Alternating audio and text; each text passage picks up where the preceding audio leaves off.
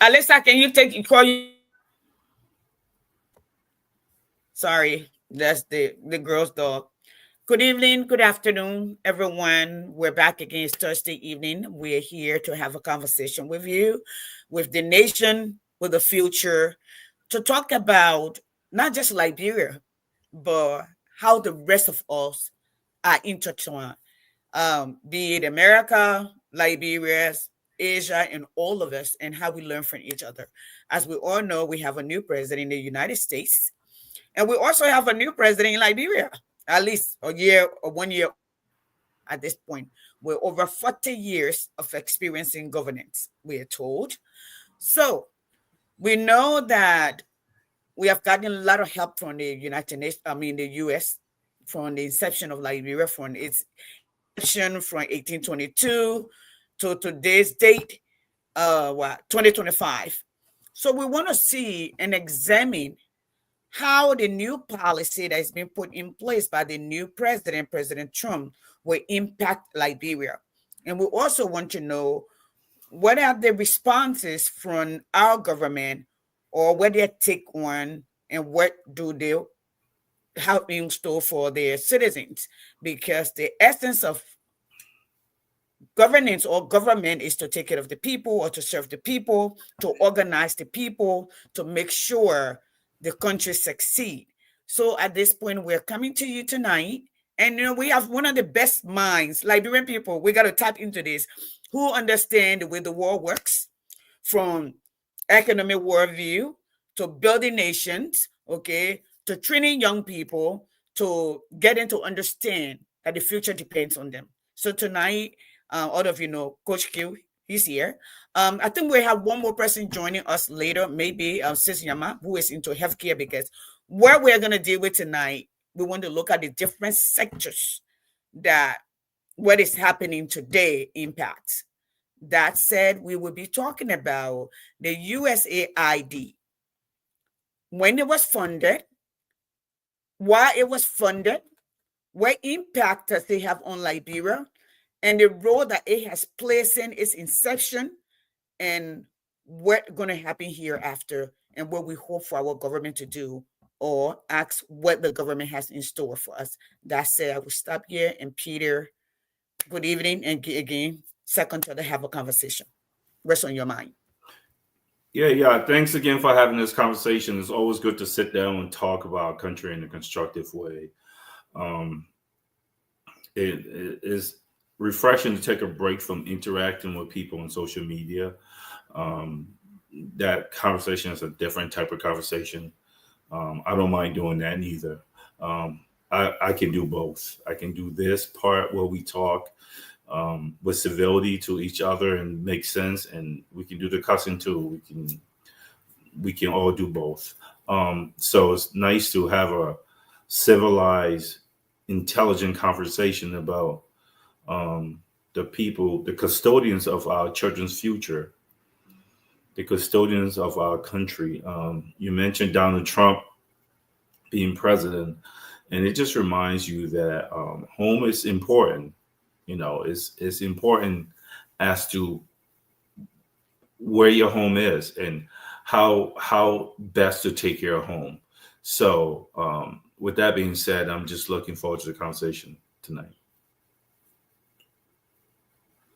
Great, great. Home is home. I like that. No matter where you go, home is home. And that's why we're involved. And people say, you're on that end while you are involved. Home is home.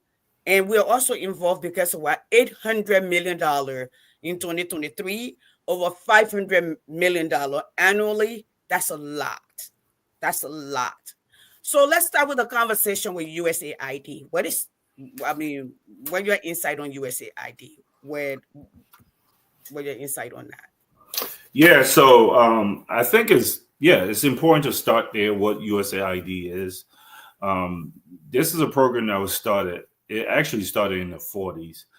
They just switched over to USAID in about 1960s. It's a Cold War program. So when America was afraid of having communism spread throughout the world, And America is very afraid of communism because communism will cut down on America's profit share. The reason why America gives this money for two reasons. A, for their security of their country. They believe that if they have friends everywhere, whenever they need help, they will have less enemy. So they'll pretty much buy in friendships.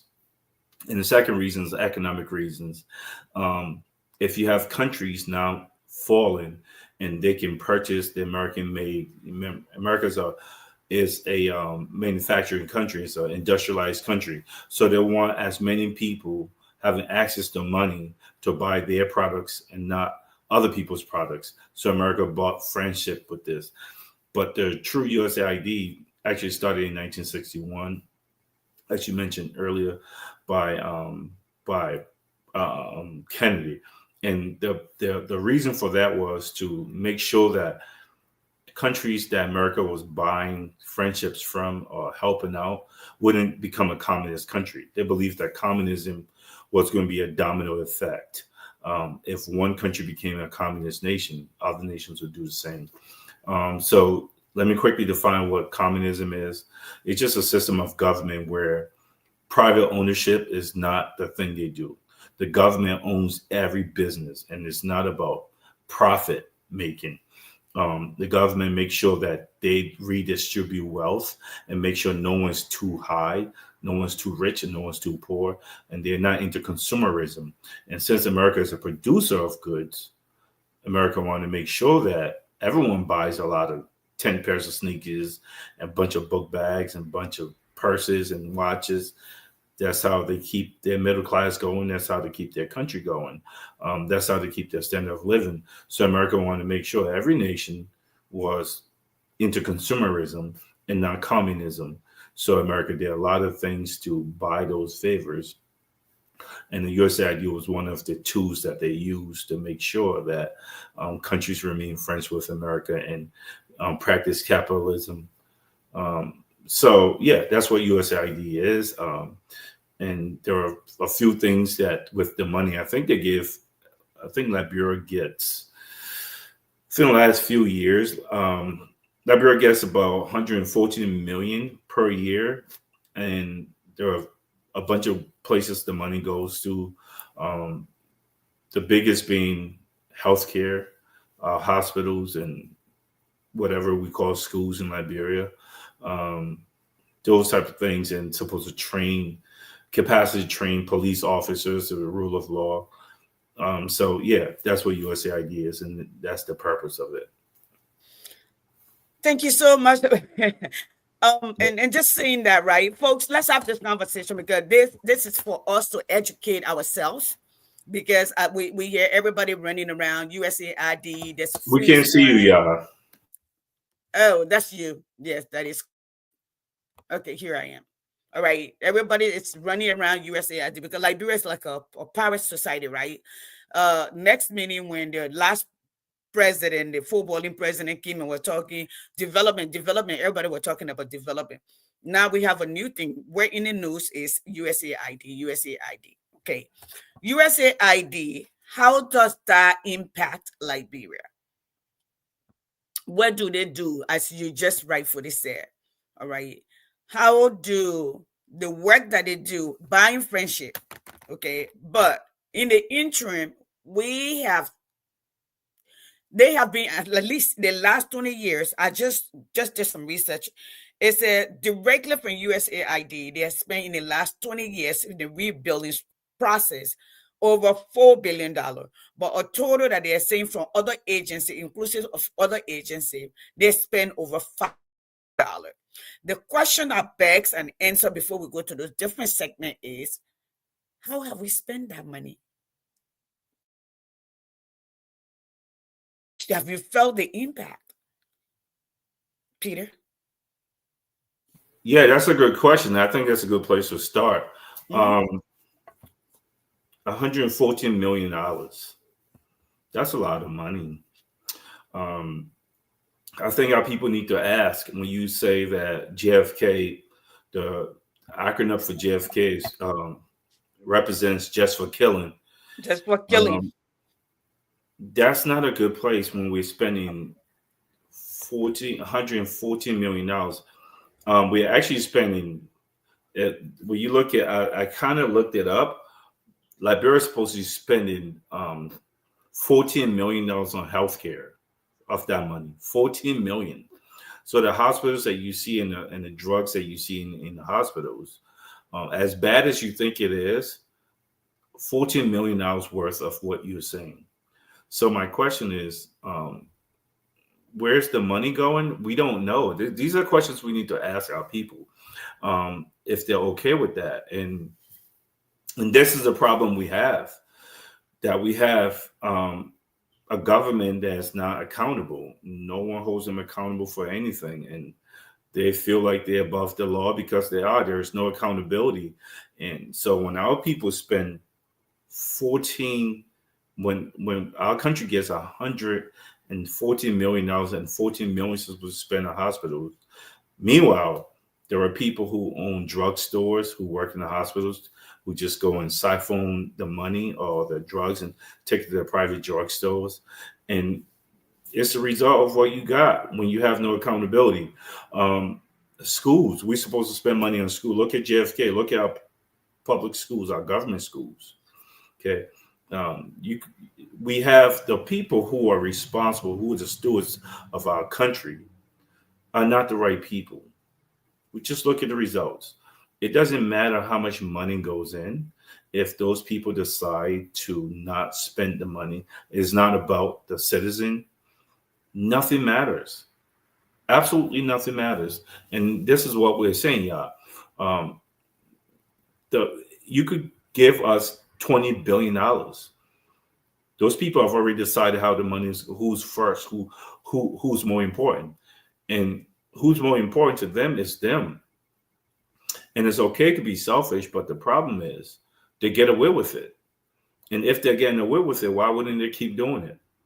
Okay. So now think about that. The United States is going to stop $114 million.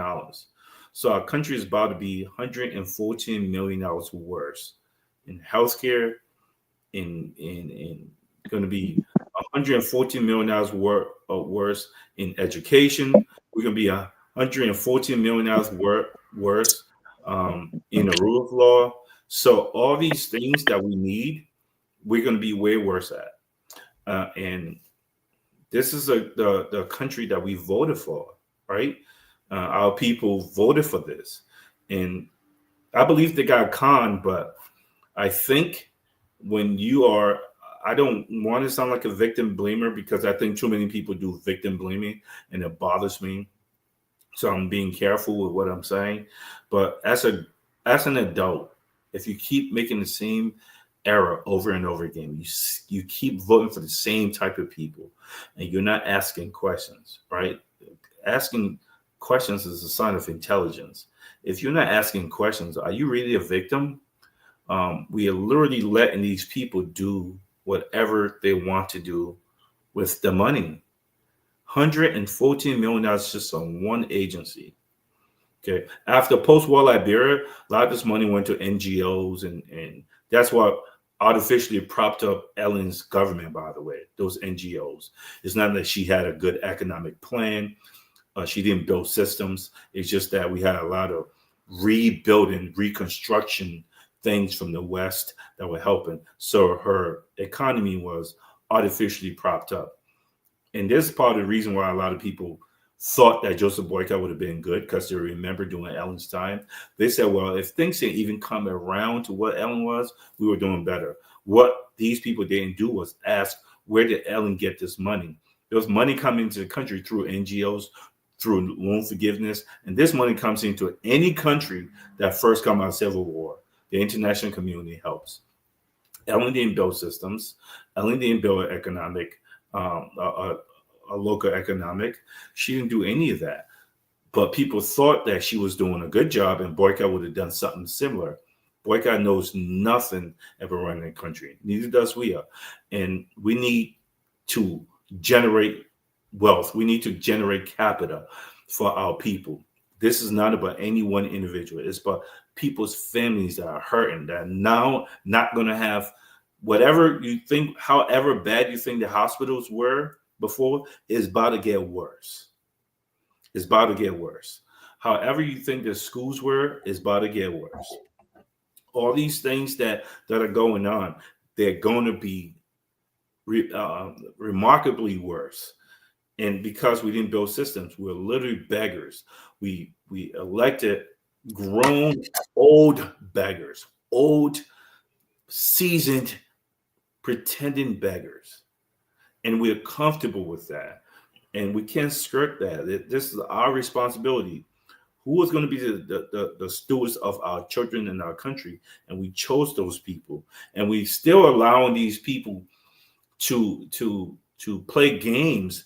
When you go on and say, "Oh, Joseph Boycott says he's going to cut these government officials their gasoline that they got to," I think it says they were getting 150 gallons. yes, they were getting 800 gallons before.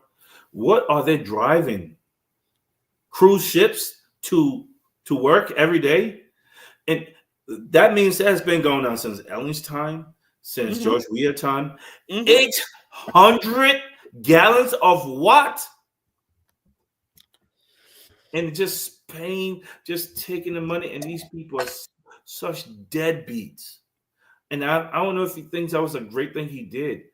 If you really was a father of a country and you watch the suffering that's going in the country, would you not have cut down 800 gallons of gasoline? And now you're saying they're going to make $7,000 a month for the standard of living in Liberia. That's still way too much. You waited till the money got taken away before you say this is too much. No, you're being reactive. You're not being proactive. You're not a leader. And we picked the wrong people. And that's the theme I'm going to stay on. And I'm not going to let that go. I'm not going to allow people to forget it. We picked the wrong people. And the reason we picked the wrong people is because we refuse to ask questions.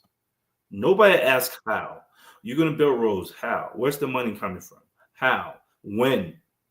But what means are you going to build an economy? Is that even important to you? And we didn't do that. Okay? We didn't ask the right questions. And we have these people literally taking advantage of our family members. We're not talking abstract about some story. They're literally taking advantage of we see them conning our people because of proximity, how close they were to our people, or because they talk like them, or because they never left Liberia. Yeah, the rogues are living in your house. They're not coming from outside. And you let them destroy people or a person who's going to help. Whenever you're looking to find a leader, look for someone who's not hungry. Is his basic needs met? We don't ask any question. Oh, Daddy Pape, leave the Pape alone. Would you leave someone alone who's molesting your children, who is killing the babies? You'll leave them alone because they're old? And that's what we're doing. So we just need to keep talking if we care about it, and we need to do more than just talking. You know, I would like to talk about what Musa Belli is doing, cutting his salary in half, but I think there's more he can do and should do. Okay, thank you so much, Peter, for that. Sis Yama, welcome. I called you earlier to make sure we are on the scene page. But thank you for being here. We make a date here. We all have a date here. I wanted to have one person here with security. How this is going to impact. You're in the know of. You're an advocate. You're being out there. You're also into healthcare, deeply into healthcare. You have been one of those people who are very concerned about maternal health in Liberia, keeping up with.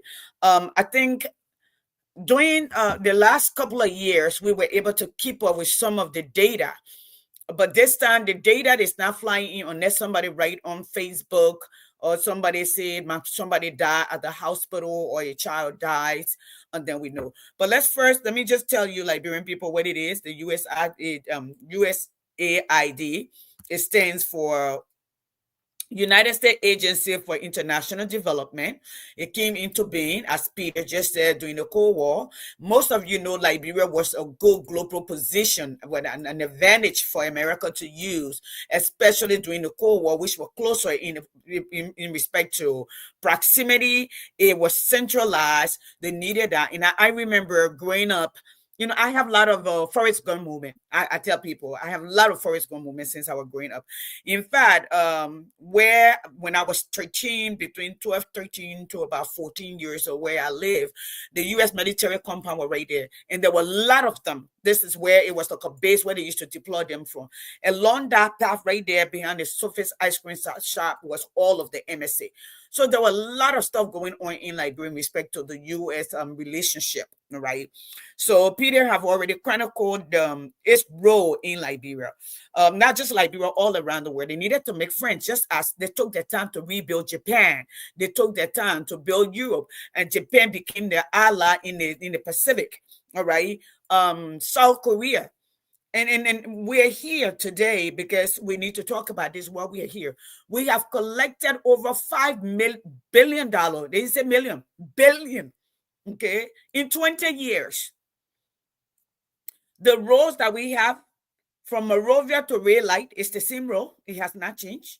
We are the strips that join, what do you call it, Somalia Highway that was built by Loon, by the Japanese folks, okay? You have little strips out here. Then you have the road that were also built by international community under the Ellen Lair government, from Red Light to Ganta. Then you have the loan that were required with the road built from Ganta to Senegal, which I traveled on during the election. And it started right there in Senegal, the end of Senegal. It did not go beyond Senegal. Zogo, Bapa, Camfo, up to where used to be Yekepa. There were no road there. We traveled that place. This is where the mine is. This is where the iron ore come from. This is where the diamond, the Zanzanite, the onyx, okay, the logs. This is where it come from, whatnot. Then along the path from Ganta to all the way to close to before you get to Yaslon, all right, they had it paved. Then they cut it off. Then they jump and they build a little one. If most of you will follow us from 2022, 2023, you will know that we show you where most of the supplies and the equipment were packed out there, but they had not crossed all the way into Secretary. So those were out there. And we are taking loan. And I'm going to use this analogy before Sis Yama, you come in. It's like you go to a restaurant and you see a note out that says, eat all you can eat. The next person after you will pay. This is what it is for us.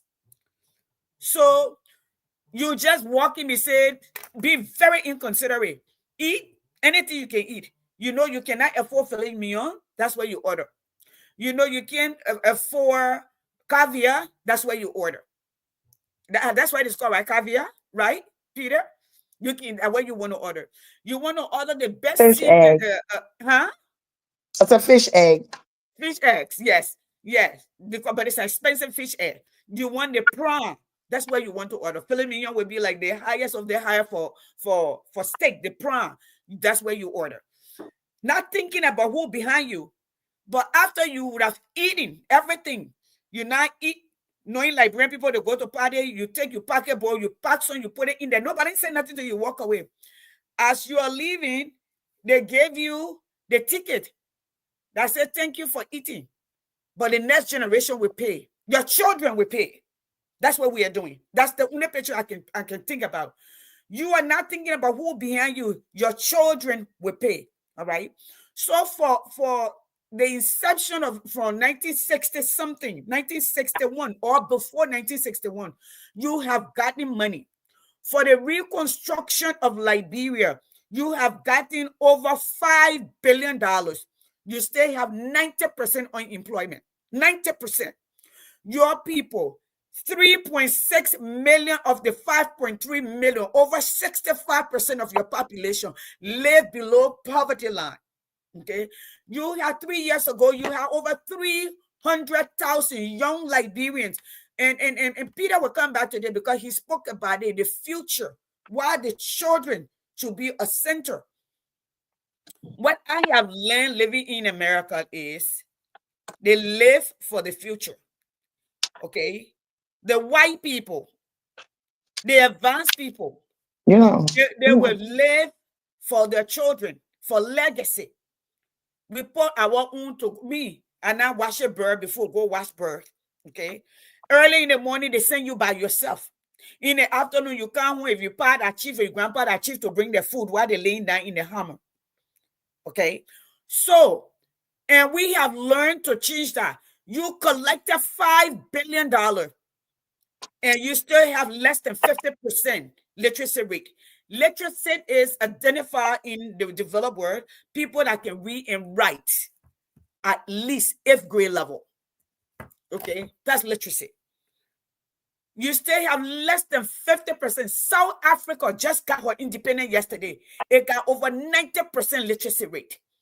Majority of the Black South African was sabotaged. They live on the reservation called homeland. They weren't allowed to go to school. But you think since Nelson Mandela, since they're independent, how far they've come. They have 90% literacy rate. Not 3rd grade level, Orita, 8th grade. Most now all 3rd grade. In that 3rd grade Liberia, then that's some trouble right there. Now, here we are today. So here are the places that it impacts, and I will go to the key sector that it impacts. Okay, it prevents you said the money where it's supposed to go to AIDS and HIV treatment and prevention, maternal health care. Okay, it also teachers training, literacy program. Then I'm asking the question, how is this? All right. So governance and democracy, election, rule of law, infrastructure, and energy. But I'm going to come here, Sis Yama, tell us, how does this, in your opinion, from your reading, this free zone, and how has the USAID aid, how has it helped us, and how has it crippled us to some degree as an independent nation? How has it done that? And then you can focus on whatever you want to focus on, maternity health, maternal health, infant mortality, because that's what they're supposed to prevent. What do we expect where it stands that money will not be coming in? And then after that, you can go to Peter. Okay. Good evening. Good Sorry evening. for my tardiness again. I need to start waking you up. I'm calling my brother-in-law. I Yes. was sitting here at the kitchen counter ready, and then I got distracted. I'm so Mm. sorry. Good evening, Coach Q. Hope you are doing well. Coach I Q, the know you are Hellraiser. all prepared. Happy Mhm. Super Bowl weekend. Oh, it Hope is. you. I don't have any skin in the game, so hey, my Lions were out. I don't care no more. And I refuse to cook for my husband. Good evening, Mrs. Yasini Martin Bay. I'm jealous. I see that you had quite a great time with Carolyn. I'm jealous. In Texas. What a surprise birthday. It was. It Thank was. you for It was. being the voice of the voiceless since you were 13 years old. Thank you. Thank you Yes. for your consistent advocacy in America, for Liberia. I bring you greetings from the Cully family and also from where I live in Pataskala, And, Columbus, Ohio. and you are from Fusible. I'm from Feasible. Feasible. Okay. I'm from Feasible. Well, my mother and grandmother are from Feasible. Okay. Whew. Every week we're saying this is the worst week, huh? Um, I don't know what to say. Like It's so, every I mean, day, where can we it's so start? fluid We that go you to don't even know where to wrap Coco, your head do we around go it. to the budget? I mean, my husband just asked me before I came on, what are you going to talk about? I'm like, where do I start? Do we go to local? Do we go to Oh, the, that one we go there. That's all night. I don't know. do No, we go to, no. do I talk about the The stealing. discrepancy in the speaker's budget from $1.9 million that was approved in 2024? Now Mhm. it's $5.8 million. Now we see why they didn't want for that to go for there. Um, Yes. do It's I all go to yes. the mining companies that supposed to be building a real port in Bormy, but they're just doing like a pier. Like Mhm. I have a lake in my back in my subdivision, so they're just gonna put a little pier there and just rake the ankle. I mean, where do I start? Every week is something. I mean, it's And Sister nearing. Emma, let me just interject a little bit. That's why my people come and say, "Oh, you just talk about this. You're not forget about this person." It's not possible to keep going back. Too much. This young man that was murdered last year, part cut off. They were looking for him. They found him. The police came. The parents display him out. There have been no legal recourse, no investigation. Like we just saw this week, a young man went in his room, who was supposed to be graduating in a few months in the medical field. Yeah, I saw Yes. that on your page, Chesky or something. And you saw how the so-called police, Peter, they came, put that ball, they grabbed his body, shove it in the trunk of a compact car. Like they were putting it in suitcase. Like they were putting a suitcase in. Like you don't even put a deer in a trunk like that. But I'm going to stop. It's your turn. I'm going to put myself on mute. Yeah, so I was just wondering because I was thinking I like to jot down 2 or 3 things that I was zeroing in when we come here on Thursday night. People, please share the show Thursday night at 8:00 with Second Thought Alliance for Liberian Women, and share the show and comment and watch. Budget versus poverty. It's a ridiculous picture. It's so, I mean, the criminalization of poverty is deafening. What country criminalized their own people and poor people? That's what they're doing. They're criminalizing poverty, for lack of a better description, because the budget should exemplify where the country is heading to. And when you talk about Usaid, I think it was President Kennedy that started that. Just to help. Let's talk so all Liberian people say there's corruption both ways. So Usaid sent $114 million to Liberia. Half of that, so what? $57 million come back to America via expatriate salaries and whatever and taxes. So the other half, the other $57 million, we're looking from the data that not even 5%, what is 5% of $57 million? Let make the math easy, 10%. So not even $5.7 million going to the people. So where's the money going after taxes? To government officials? Because you send expatriate to go build, let's say, latrines and wells. And when you go to those villages, you start having 10. First of all, why are we even taking money for wells in this modern time, in this century? Okay, give it. They want to give well money. You go there, it's still it's just 1 or 2. And it's not even the levy, it's not even deep enough. So the corruption is two-way. Okay, if the people follow their own money because we're going to be corrupt, okay, that your own money, first of all, you're not giving it free, but that's your money you donated, you want to take half. So where the other $57 million went last year? We're not talking about years ago, because President Kennedy, Destiny help me. Kennedy, after Kennedy, what president in America? Peter, the historian, let him tell us. Kennedy, after Kennedy, was Bush, right? It was the first Bush. I think it was Reagan. Was it Reagan? Okay, but Peter, tell us now. Let me say that name. It's not. It was Jimmy Carter after Kennedy. Oh yeah. Jimmy Carter was Jimmy Carter with Kennedy. Jimmy Carter. Then we had the first Bush, Senior Bush, and then we have Clinton, and we have the Junior Bush.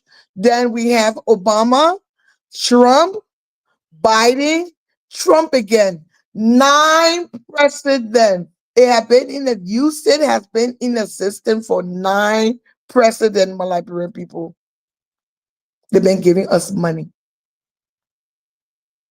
And we are still a developing nation.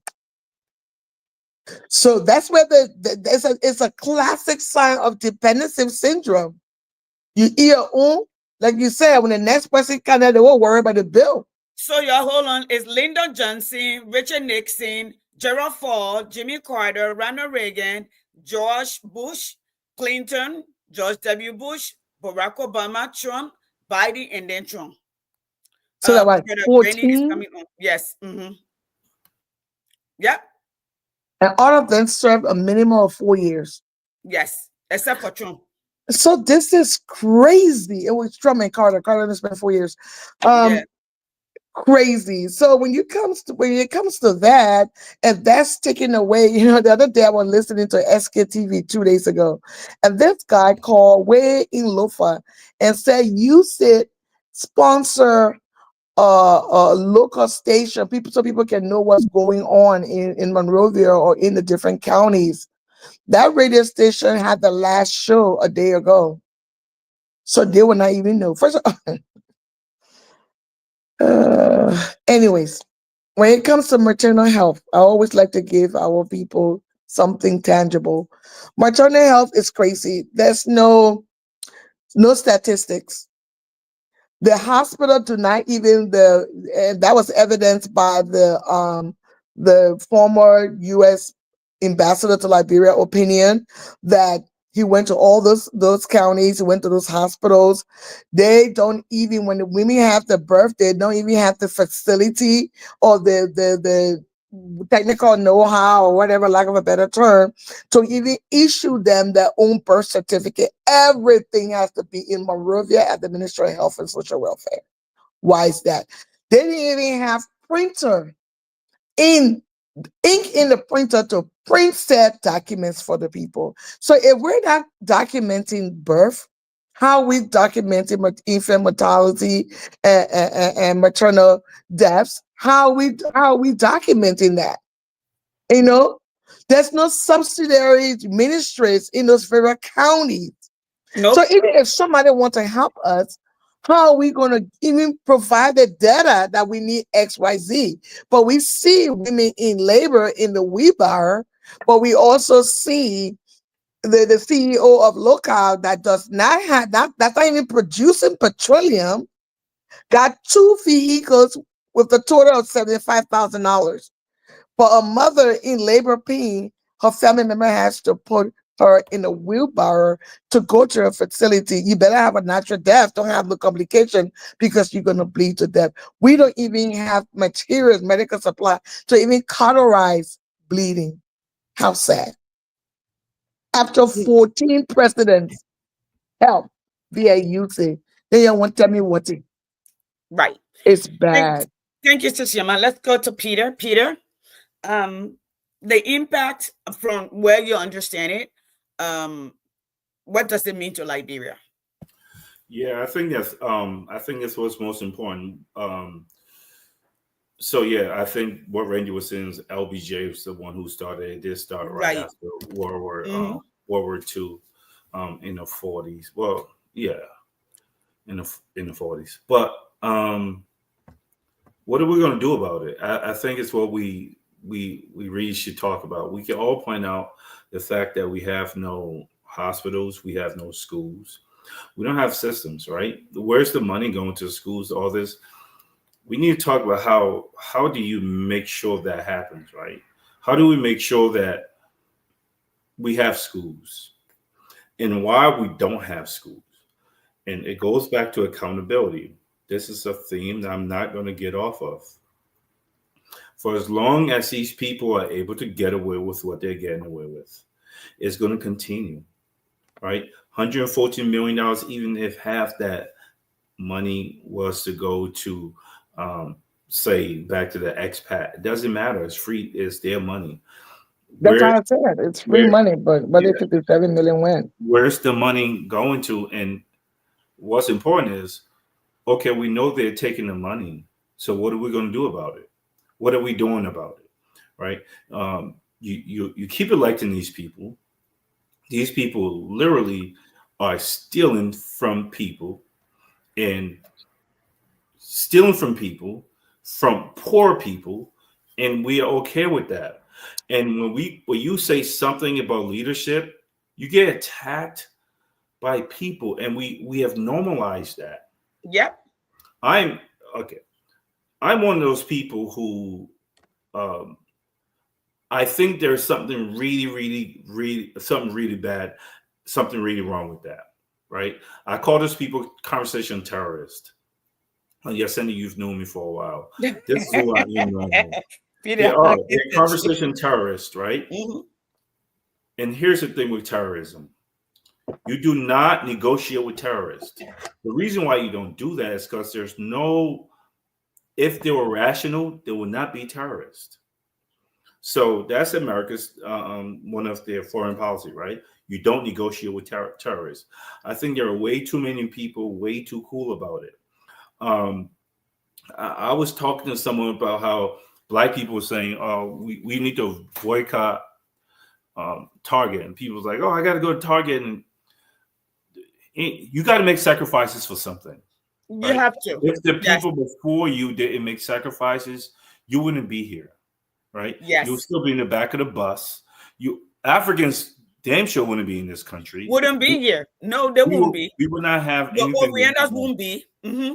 Yeah, so the sacrifices we have to make, you have to make when you have these conversation terrorists that are going to tear you down. When you say Joseph Boyka has no economic plan, if you think it's me that's being so mean to these people and so uncouth to these people, go and make a post and say, what is Joseph Boyka's plan to raise money, to pay down debt, to improve our schools?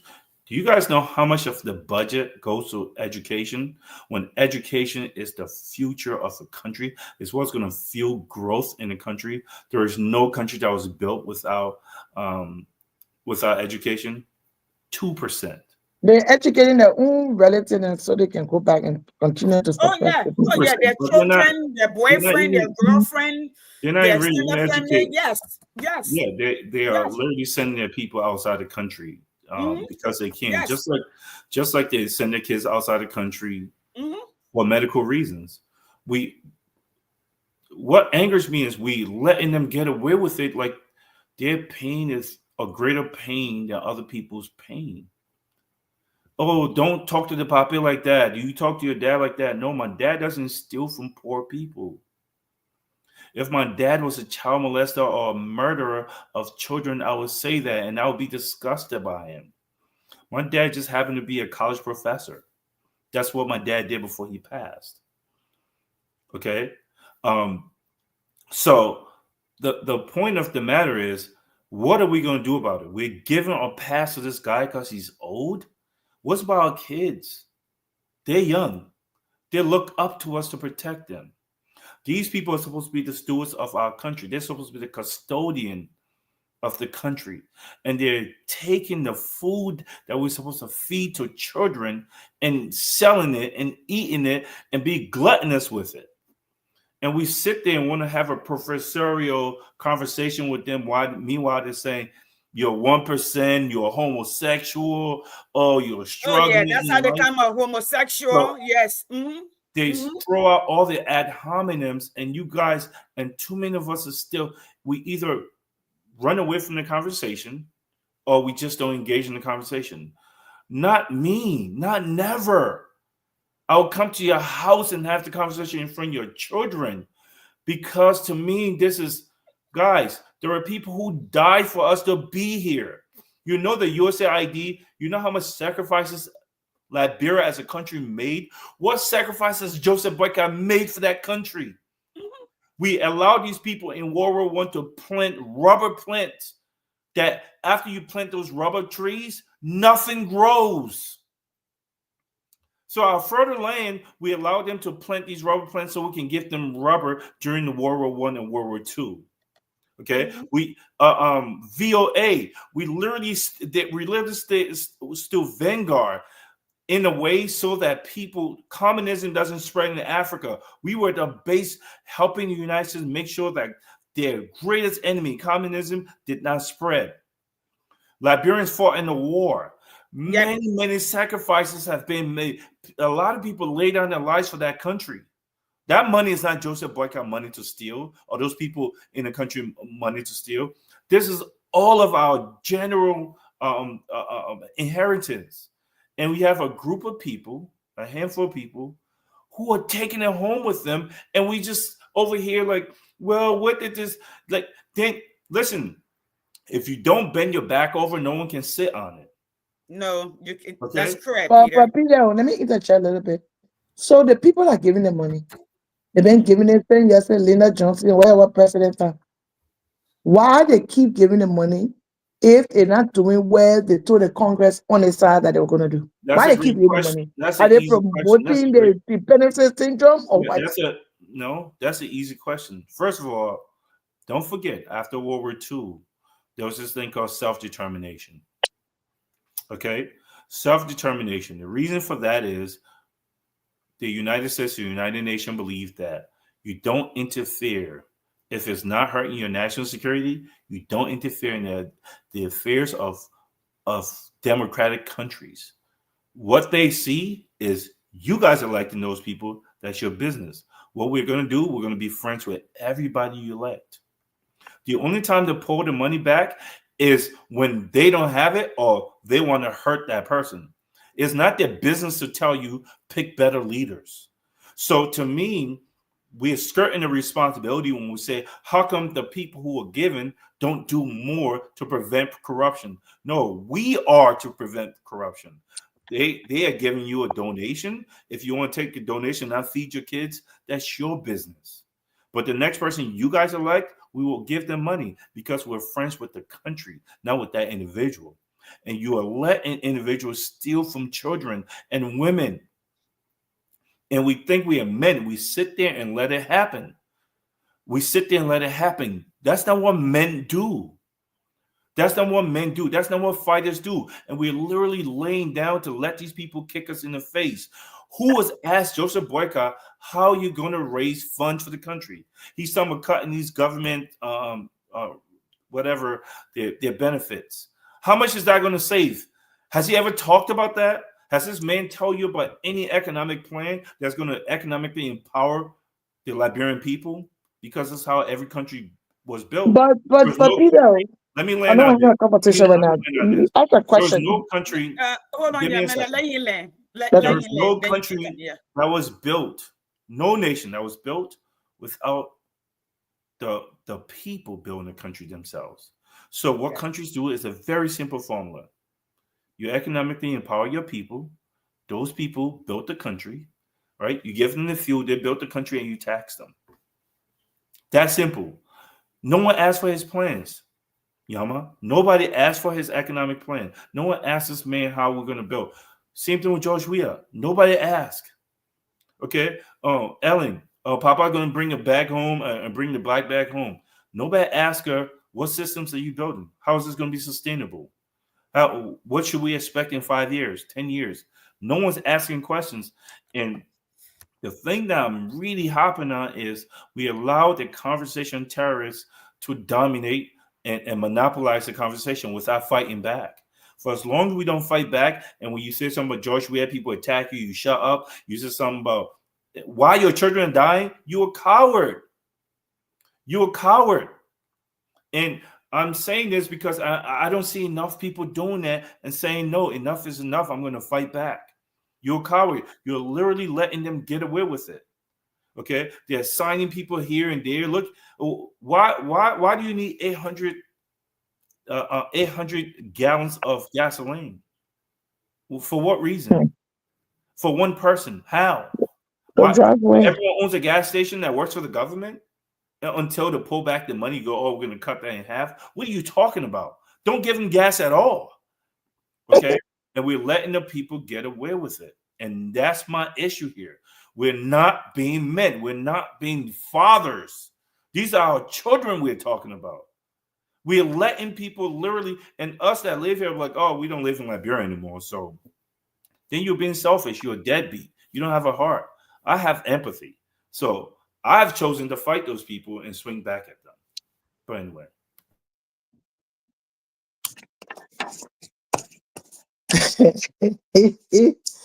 Uh, all I can do Okay. is laugh, not for Okay. crying. But I wrote here in my little note, I said, there was no platform during the campaign.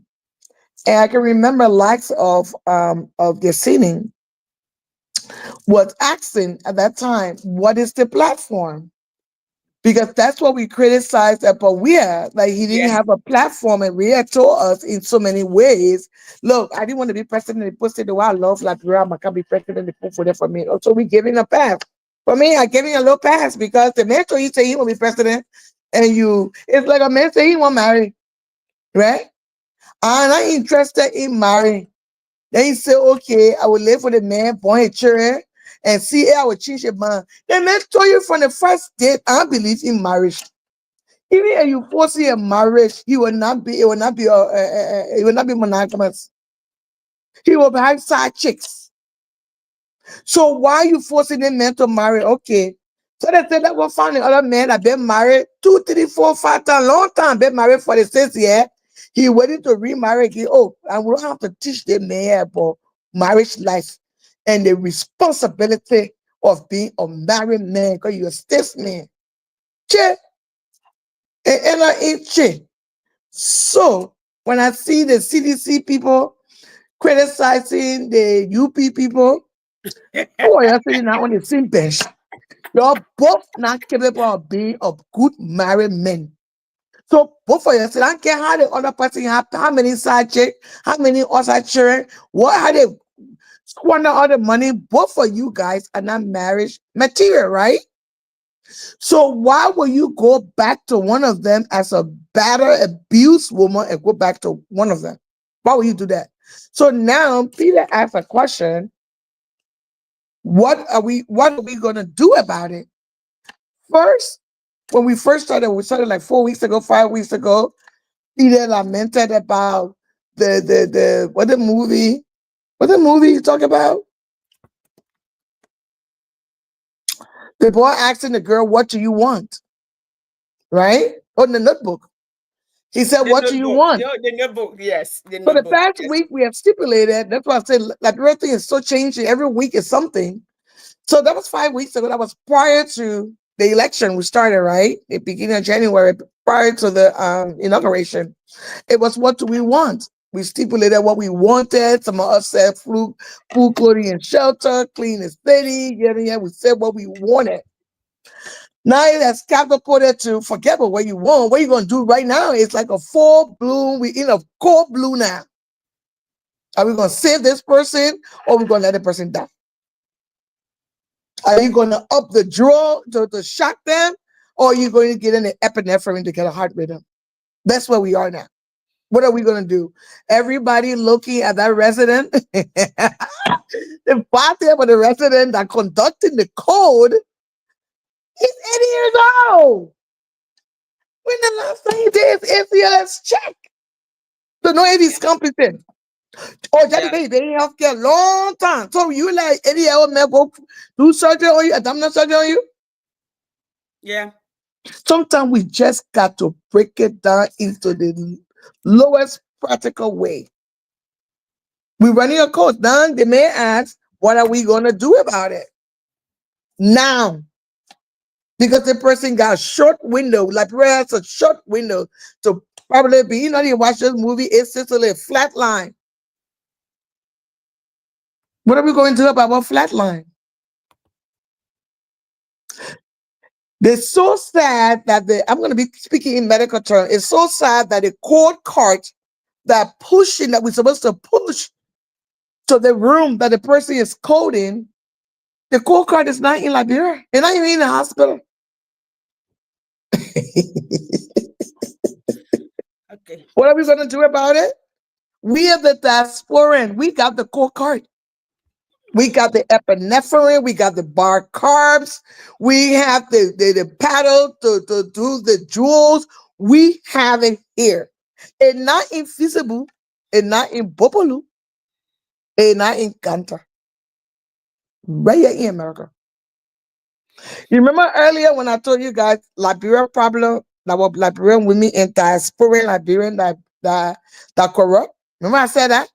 Mhm. I ain't moved from on it. That's Liberian problem. But Liberia's solution are diasporan Liberians that living in the diaspora that is not corrupt. That is Italia. I like sisters Nyama, thank you so much. So and that is the problem. The problem is those that are not corrupt, okay, are not jumping and selling themselves out there. But we need to Okay. start jumping now I because mean, the I mean, person I about to mean, die. I mean, I agree. You are here. We are here tonight because a couple of months ago, Peter, I actually have been really tired. I have literally just said I just needed some air. For the years, and then like really 7, 8 consecutive years, nonstop. And what I endure, Peter will tell you, because we've been on this journey at least for the last 8 years together. And I said to him, I said, Peter, I need some air. I'm tired. He said, yeah, we are here. Our children are here because people did not get tired. You cannot get tired. That's, You yeah, have to you're right. continue to use your voice. We have to continue to fight for our children, their children. Here is where we are. It's good to look around and say, okay, the people came and they did that, We have, look at this young man, right? In Burkina Faso. He's building a railroad. He brought in experts for a certain amount of time, just as Saudi Arabia did. But they are training the locals to do most of the work. The job is not going to the foreigners, it's going to the people of the land. And they're building skills, they're investing in a human capital. We say the people come and tell us what to do. Lin Kuan Yew told you off the back he had a plan. When the people came and said, we'll do this for you, we'll build this. He said, we already won our work, we did not want.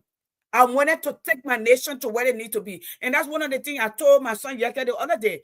I said, Yeke, you have a voice. Yeke, get in the street, people know. You cannot tell the people this is where the people are heading. If you are a leader, which I believe you are, okay? Why didn't Peter say this is where the people are headed for us to go? It's an excuse, okay? If you people go over there, they are going to perish. They're going down the cliff. And you as a leader who can see beyond your feet, you have a responsibility to try to see how you can sway them to go the other direction, especially when they can relate to you. That's how I see it. But here we are. Pape Boakat said today nobody will make more than $7,000. I still think it's an insult. Just I wrote today and nobody else saw. And let me say this to my little brother, my son, and Collins. Collins came on my post to tell me, Musability is there, Musability is that. Oh, Musability had gained more from Liberia than Liberia had gained from him. And I told him, what did Boakat give back after 40 years and 12 consecutive years of making $9 million? Okay, what has he given to Liberia in return that you brought him back over 80 years? Okay, for you to gain a good retirement, a bucket list, to fly everywhere, and he will not come back. Then you want me to focus on Musa? I'm not.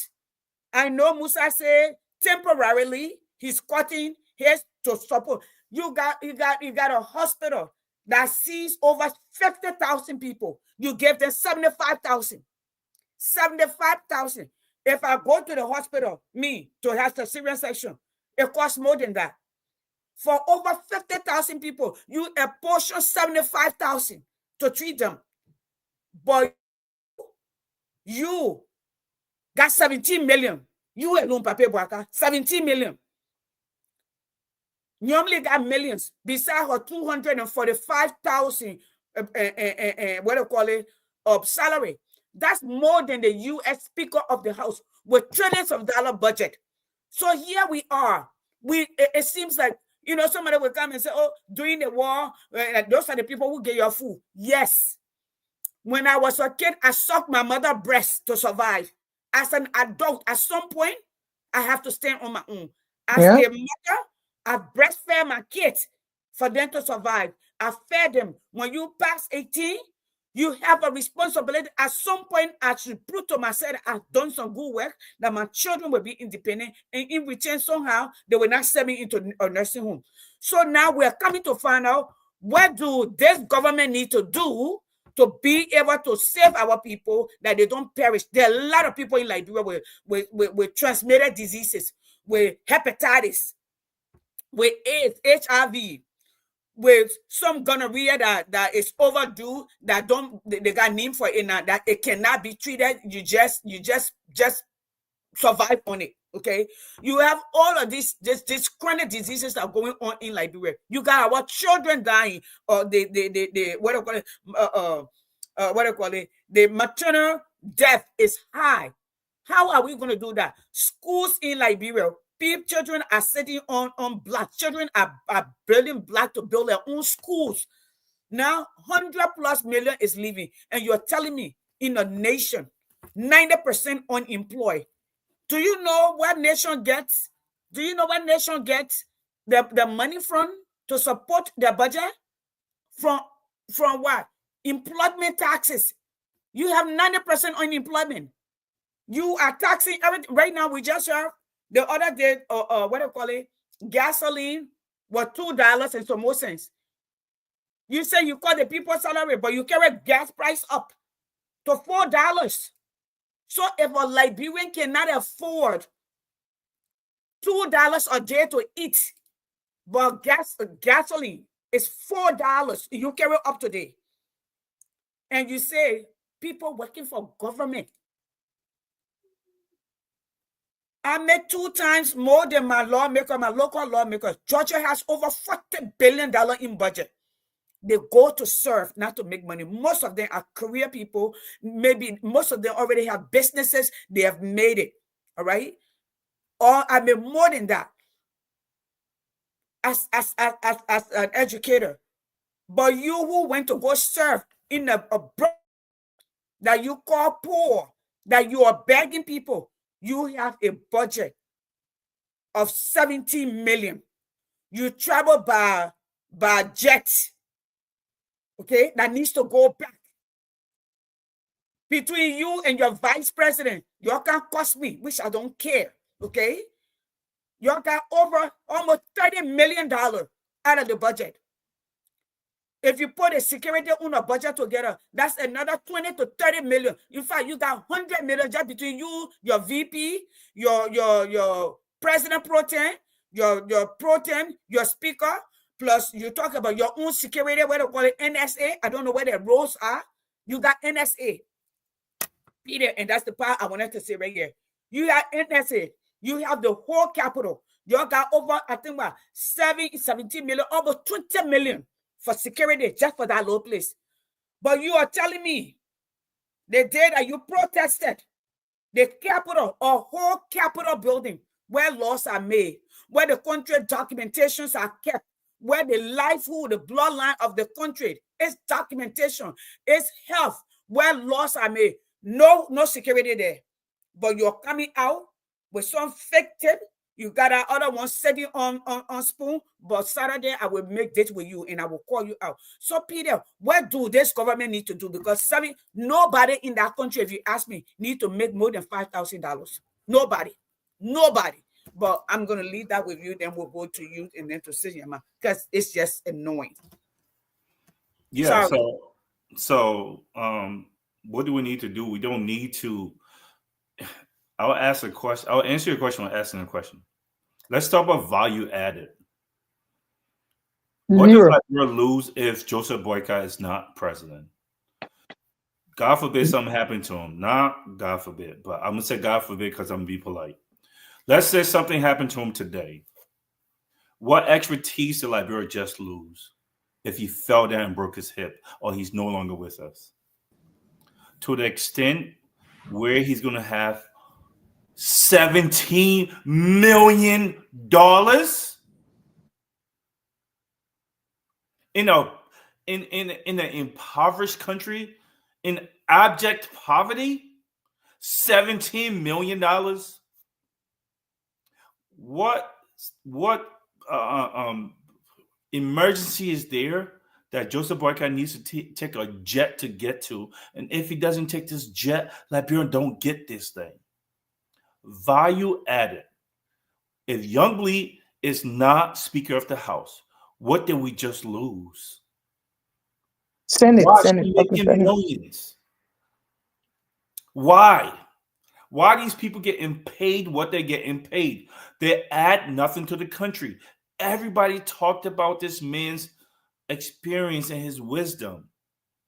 And you couldn't get them to tell you one wise thing that he said that Pape from any bush wouldn't say, or some Zogo in the street wouldn't say.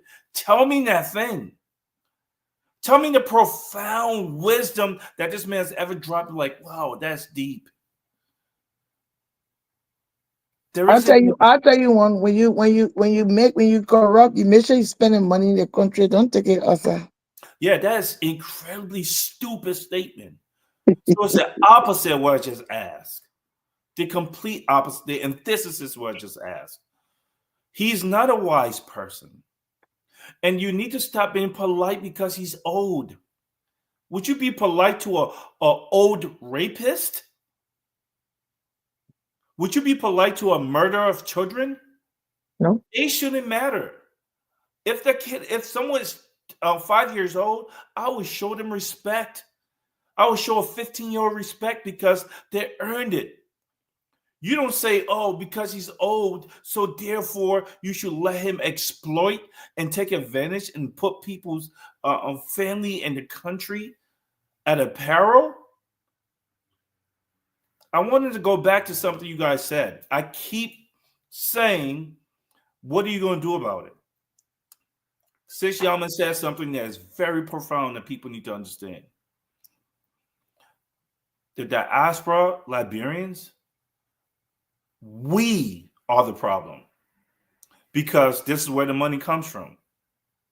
This is the influential people in all of our family is us because we send the checks back, right? So if we, and that goes to my, if you see my stance and my posture on Facebook, that's where it comes from, people. I'm going to let you in on a little secret.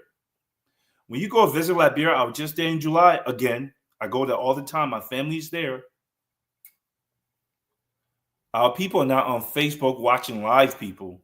The people responding on Facebook, I'm telling you right now, 85 to 90% are people in the diaspora or someone in government. Our people are not wasting their money on smartphones. On data, nope. They're not wasting their data on watching no live. So the people you see insulting and making preposterous comments, absolutely insane, idiotic comments, they live here. Working that minimum wage job, talking about, oh, the Pape, don't say nothing about the Pape, you disrespecting the Pape. The Pape is not a good human being. Doesn't matter his age.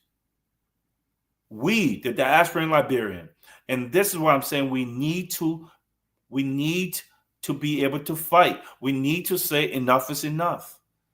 Too many of us, this is a revolution has to happen, people. This is a revolution. It may not be with guns and blood, but it has to be the confrontation. The money. Money and strategy. You cannot shy away from the confrontation. If you say Joseph Boycott should not have a plan, and someone comes and cusses you out, you can't sit there and just run away and be like, oh, I'm not going to get to your level. Yeah, when you're rich people and everything's comfortable, you can. We are literally in an emergency situation. We just lost $114 million. This man is cutting those pays out of desperation. He's been reactive. That's what animals do. Wisdom sees around the corner. That's what vision is. You avoid landmines. That's vision. When has this man articulated to anybody an economic vision of how we're going to build a middle class? And I keep mentioning that because someone needs to tell me a nation that was built from abject poverty to any kind of sustainability that didn't do that. Nope. No nation. And there were nations poorer than we were. Rwanda is just the most recent one. So the point I'm making is, and this is my only value being added now. If you're not willing to confront those people and fight, then it's not going to happen.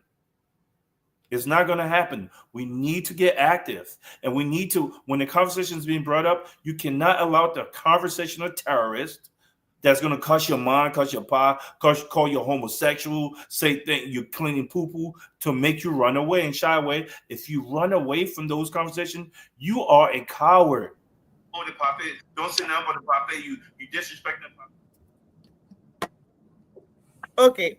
Thank you, Peter. Thank you, Peter. The rest of us can put ourselves on if you're not talking. I wanted to welcome Paul Bismarck on. Paul, I wanted Paul to speak on the security issues from wet stands. In fact, what is cool is and I wanted to I'm gonna get a new computer. My computer memory is too little full, so I can play anything on it cut out. P- um Paul worked in security, served and advocated with us, continued to, was on the train with us, then jumped up and went to the other train where we are. But aspect of what's going on in Liberia.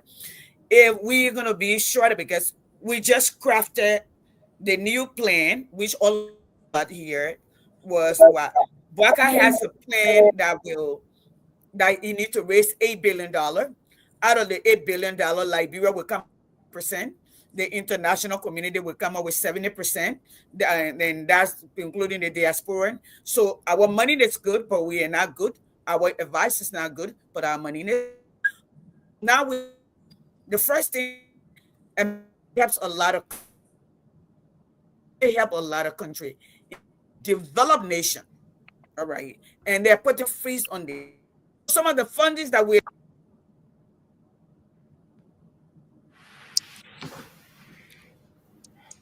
So I guess you're saying some of the funding that we are getting Yeah, I think Paul should just come in. I think you is got part of our budget. So Paul, go ahead and step in. And she's talking about USAID. Were you listening to the show earlier? I briefly I was in DC, had a meeting, and she texted me and she said, "Oh boy, I told you we're coming to the show today," and I was like, "I'll be home in 20 minutes." So I literally just Okay. ran from the meeting and came here, came directly. So I'll give you an overview. She's talking about USAID and the impact on Liberia and Liberian governments and the importance of USAID, USAID in the international development. What is USAID, the definition, roles, how does it affect Liberia? And Coach Q, as always, give detailed explanation about the historical part of how long we've been getting used. It was started by Lyndon Johnson, the president. So it's been over 14 American presidents that have been giving us aid, and we are still poor. And how does it affect maternal health, education, and our current budget? Where what does it exemplify? Where are we going? And Peter asked, "What are we going to do about it?" And I said, diasporan Liberians that go Liberia that continue the corruption of the problems, and diasporan Liberians that want good for Liberia is the solution. Yeah, I think she wanted him to talk, speak on security. Okay. Thank you for the Yasini and the rest of the panel. Thank you for the opportunity to join you guys today. That's what animals do. It's the solution. Is that a feedback? Yeah, we need to mute our mics if you're not talking. All right. I think that Liberia is at a crossroad, and we've been at a crossroad for a very long time. And until I usually start my conversation with this, and this is something I know it become redundant, but until we can change the way we think about our country, we will never move forward as a people. It's up to all of us, and we are collectively guilty of this. We are collectively guilty of the indirectly or directly collectively guilty of the way that we see our country. Today, for example, I know a lot of people who will be in the diaspora. We have all these great ideas. We talk, we experience democracy in America. We experience what it means, the separation between the different branches of government. The how if somebody, no matter how you are in America, when you are directly caught into corruption, how the system go after you. The strength of these institutions in America, things that we admire in America, right? And I always say America is corrupt, but at least in order to be corrupt, you must first provide the basic necessities for your people. Have food to eat, being self-efficient when it comes to basic necessities, road and the education, that when a child falls sick today, we know that every time a child falls sick in Liberia, it's either there's a strong possibility that child might die, or not just a child, anyone. It's a possibility you might die. I remember in 1996, my sister went to give birth. She was young. She was 24 years old. And she died at the hospital. What's the hospital name in looking Nukutan over there? That hospital next, not far from the beach. She died and she was healthy. She played kickball. But because they just did something with the blood infusion that was trying to get into her, she ended up dying from something simple like that. So I see, back to the premise of this, I see a lot of people who come to America, who are in America in the dire spot, see all these wonderful things about America, and when they are here, they talk about it, talk about implementing it in Liberia. But whenever they give them the chance to do that, what happened? You see something different. You see Stealing. you see something different from what the thing that they have learned in America. And so I read a book when they were talking about the environment where you practice your politics, your political experience influence you greatly. For example, when Eddie Johnson Sirleaf came to power, people was thinking about, oh, she's a woman, she's a woman. And I was young, and I said to them, it's not about a woman. It's about the environment where she practiced politics, what I consider to be acceptable, right? So no matter if you're male or female, if you practice politics in your corrupt society and your upbringing is corrupt, your gender plays no roles in it, then that's the same thing the people from the diaspora carry to Liberia when they get there. They get in an environment that is already corrupt, where people praise people who are mediocre, and Liberian people need to get away from this whole degree things, because we put a lot of incompetent, educated fools in position, but because they have a degree from places, we feel like that's all we care about. Even though we know they are incompetent, but because they have these degrees, and it's so mind blowing. But come back to the premise why we are seeing the security situation in Liberia is terrible. I go to Liberia as frequent as anyone. And I will admit today, as a soldier, I have something. Whenever I get there, I always have protection with me. For the many years, I've been going back home consistently. Not to use it to harm anyone, but I know that the day it comes upon my family, I'm able to protect myself. And so it comes to ordinary Liberians. We had this promise that law and order. We had this promise that roles. What was the argument like roles, education, and what, agriculture, something like that? We had those something that the government, when we were coming in, that's what motivated them, because Joseph Boakai winning the election was almost as what Trump did. It wasn't because he was the most competent person, but people were disillusioned by the previous government. Everything that happened in the previous government, people were disillusioned by that. He wasn't the guy that had the most amount of money, but people were disillusioned by what have happened during George Weah time. So that's what people print their own T-shirt. They printed their own T-shirt. They put their own money into it to put it into power. And people are totally disappointed in the state of Liberia right now. And the question is to all of us, what are we going to do to change the environment and what's in Liberia? And we have to have an honest discussion with ourselves. We can speak all the fancy, how you call it, series here in America, but at the end of the day, we have to have an honest conversation. How much are we willing to sacrifice? Thank you. What the limit sacrifice? So Paul, let me come a little bit. In my phone, my system, my laptop is full, so it will kick me off because of the memory now. Paul, the question, and I want you to tailor it here. So, you said the support also goes to security. It goes to human rights. It goes to democracy, preserving democracy. It goes to education and awareness. It goes to training of teachers, at least they say, and all of these things. our budget will be short by $114 million.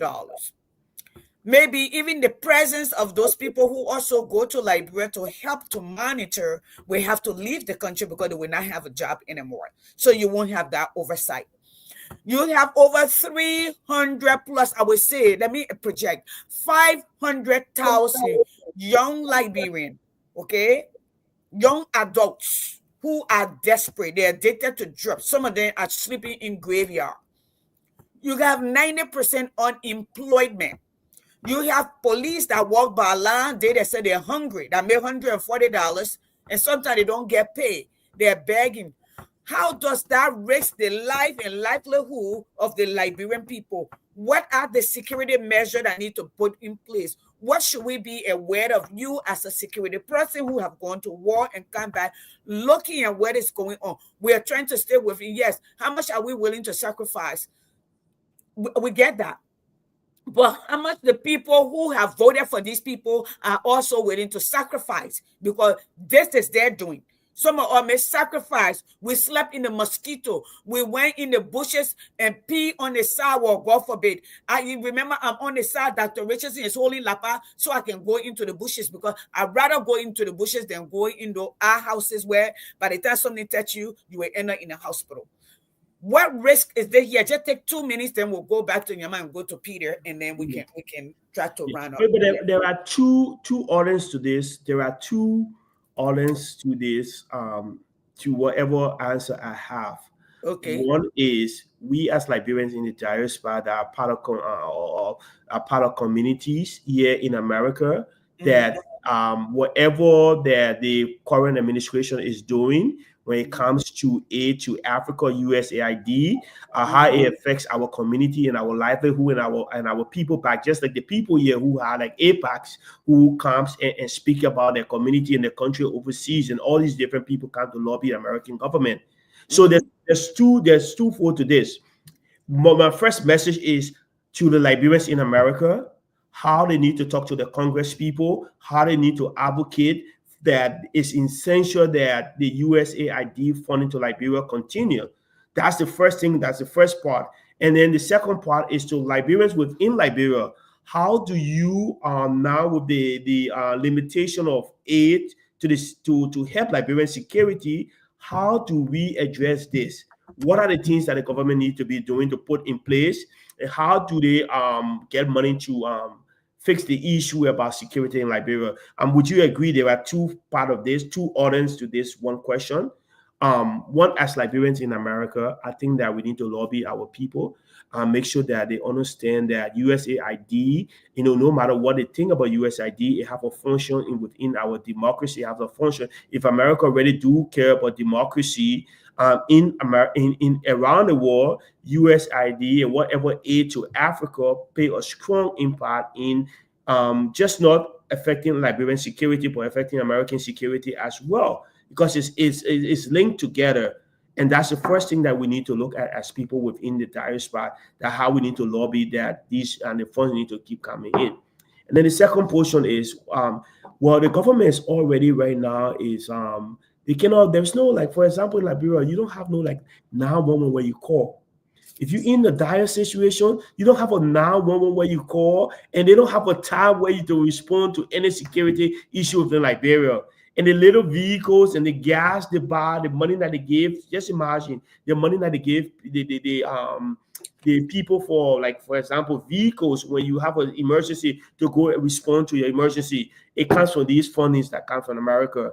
Only if you just limit down to this basic something, it comes from the fundings that come to the police forces. The weapons they have to always go for training to be efficient, to be proficient in whatever they do. All this is the funding that comes from the U.S. government in some capacity. So what we need to do right now, we need to limit some spending in some areas for some of these senators, some of these people who drive the big vehicles, and some of the money that we give to the gas alliances, the housing, the rent. The Liberian Senate need to come together to cut some of the money that we spend on government, useless money that we spend. This plenty of traveling that we do, because it affects Liberia's security, is the paramount, most important thing in Liberia. Because if you don't live in a society where you feel free and secure within your own home, you cannot prosper in any areas of your life. So I don't know if I'm trying to answer your question, but I think that the government need to cut back on some useless spending, just the way America is cutting back on some useless spending in order to deal with this situation. And then we Liberians within the diaspora that are directly connected to the government over here need to put more advocacy and actually share our stories, how much the U.S. aid to Liberia is important and essential to uphold the democracy like the U.S. believes in. Thank you. Thank you. Let me go to Peter. If you want to come in, that's fine. But let me come to your man first. Let me read this to you. I got this from a friend of mine in Washington today. Who run the NGO also and work in the one of the lawmaker office. Who is a Republican? This is what they wrote.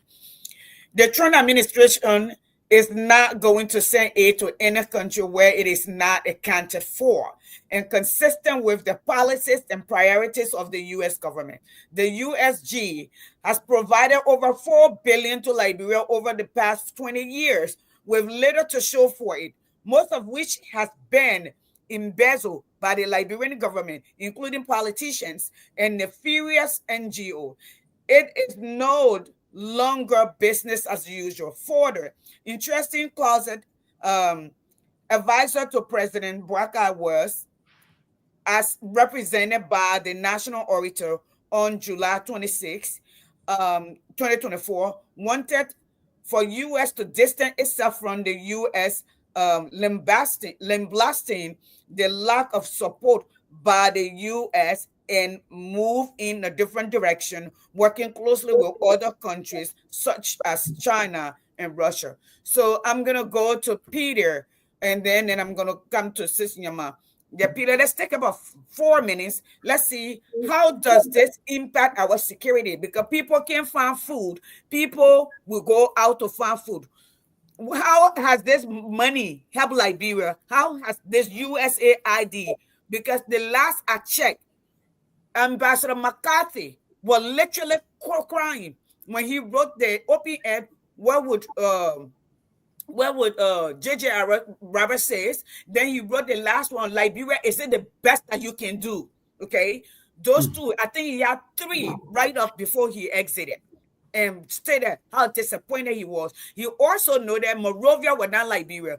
Places that he traveled the whole country to find out if the money that was given to Liberia was trickling down to the people that it was intended for.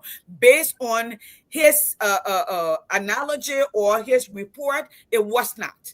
And he chronicled each sector, how much were apportioned to each sector, which was not trickling down. In fact, to the point where they caught people taking the USAID supply the money, they would take it to Indian people, and they would write fake receipt. So, Peter, how does this jeopardize the security of the nation as more and more young people get frustrated because of hopelessness, no future, okay, and become drug addicted? How does this impact the nation?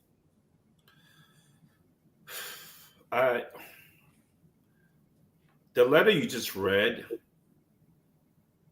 I don't know if people understand how profound those words were. I'm going to get to that in a second. That was probably some of the heaviest punches ever dealt to a country that they were not at war with. I'm going to touch that in a second. Desperation is no place to be as a human being. Desperation is a national security threat.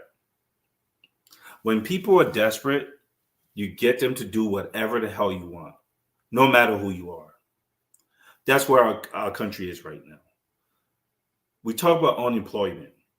What's about underemployment? When you are paying people $175 a month, a gallon of gas is $4 per gallon. You're going to cut down on LEC by 80%. So now the mosquito rate is going to go way up. Even with people who have air conditions, it's just going to be the life in Liberia is going to be miserable because of lack of money and resources. We have police officers who would take bribes to do anything. We have people who are supposed to be looking at the raw material being taken out of our country, our gold, our diamonds. Those inspectors, you could just pay them off. It's a national security threat. We don't have a country. Okay, if you look at the leaders that we have, and I want to respectfully disagree with Paul on something. We're getting the same type of people because character matters. The reason I know people from diaspora who wouldn't go and steal in Liberia. I'm one of those people. And I'll be insulted if someone think, well, if you're ever put in a position of authority, you will then do something corrupt. No, I won't. I am now. I can do a bunch of stuff. Mr. Cummings he was in Africa. He could have been corrupt. He could have had stories. He could have had a bunch of girlfriends. He could have had a bunch of things. He could have hired only Liberians. He could have done anything. There are a lot of people with high character. We're choosing not to pick those people. I agree with you. I would just really interject a little bit. My premise was like, so far, what we have seen, that has been the trend that they've been giving opportunities to people with lower character. Trust me, any day I can put my neck on the line for the Yasini and people that I know. There are thousands of Liberians I know that probably share the same characteristic as you. But that I was saying, so far, the people they have given opportunities to. Fair enough. Yeah. So we're picking low character people. So it's not necessarily when people go back, it's the type of people who are going back. And Cummings says this all the time. Your past performance can determine your future performance, right? This is why we have performance review. This is why we have in this country, you have a background check on people. Okay. You said we need to have an honest discussion. I think that's where it needs to start. Honesty. Guys, the world did not get better until the Enlightenment. When people got rid of dogma. This is when the scientific revolution happened. The Enlightenment is what brought us democracy. Whenever truth is put as the standard, progress happens. People need to understand and say, why did you pick this man to be a president when he's showing you nothing of anything we needed? He did not show you anything. There is nothing. You can go back to one place where he articulated anything intelligible that made you say, this is the leader Liberia wanted. And yet we still picked him because he's an old man who was around Ellen. And we need to have that honest conversation without people getting their feelings and running away from the conversation or being disrespectful. We were wrong as a nation. And I want to come to what this woman just said. The woman literally just said, "Ain't y'all say y'all didn't want First of all, she said, America not giving you guys one red penny, no matter who come and talk to us. You guys need to know that it's not going to be business as usual." That's the first thing that letter said. The next thing she says is, "Didn't you guys invite some woman to come and tell us that we need to re-examine our relationship with you guys, and you guys are going to be friends with China? Go get your money from China now. We're going to show you that." And here's the problem. When our orator came and said what she said, and you had Liberians applauding her, do you not understand that was a spit in the face of the American government? Do you guys even know what's going on with visas right now in America? How much they have slowed that process way down in Liberia that was much easier?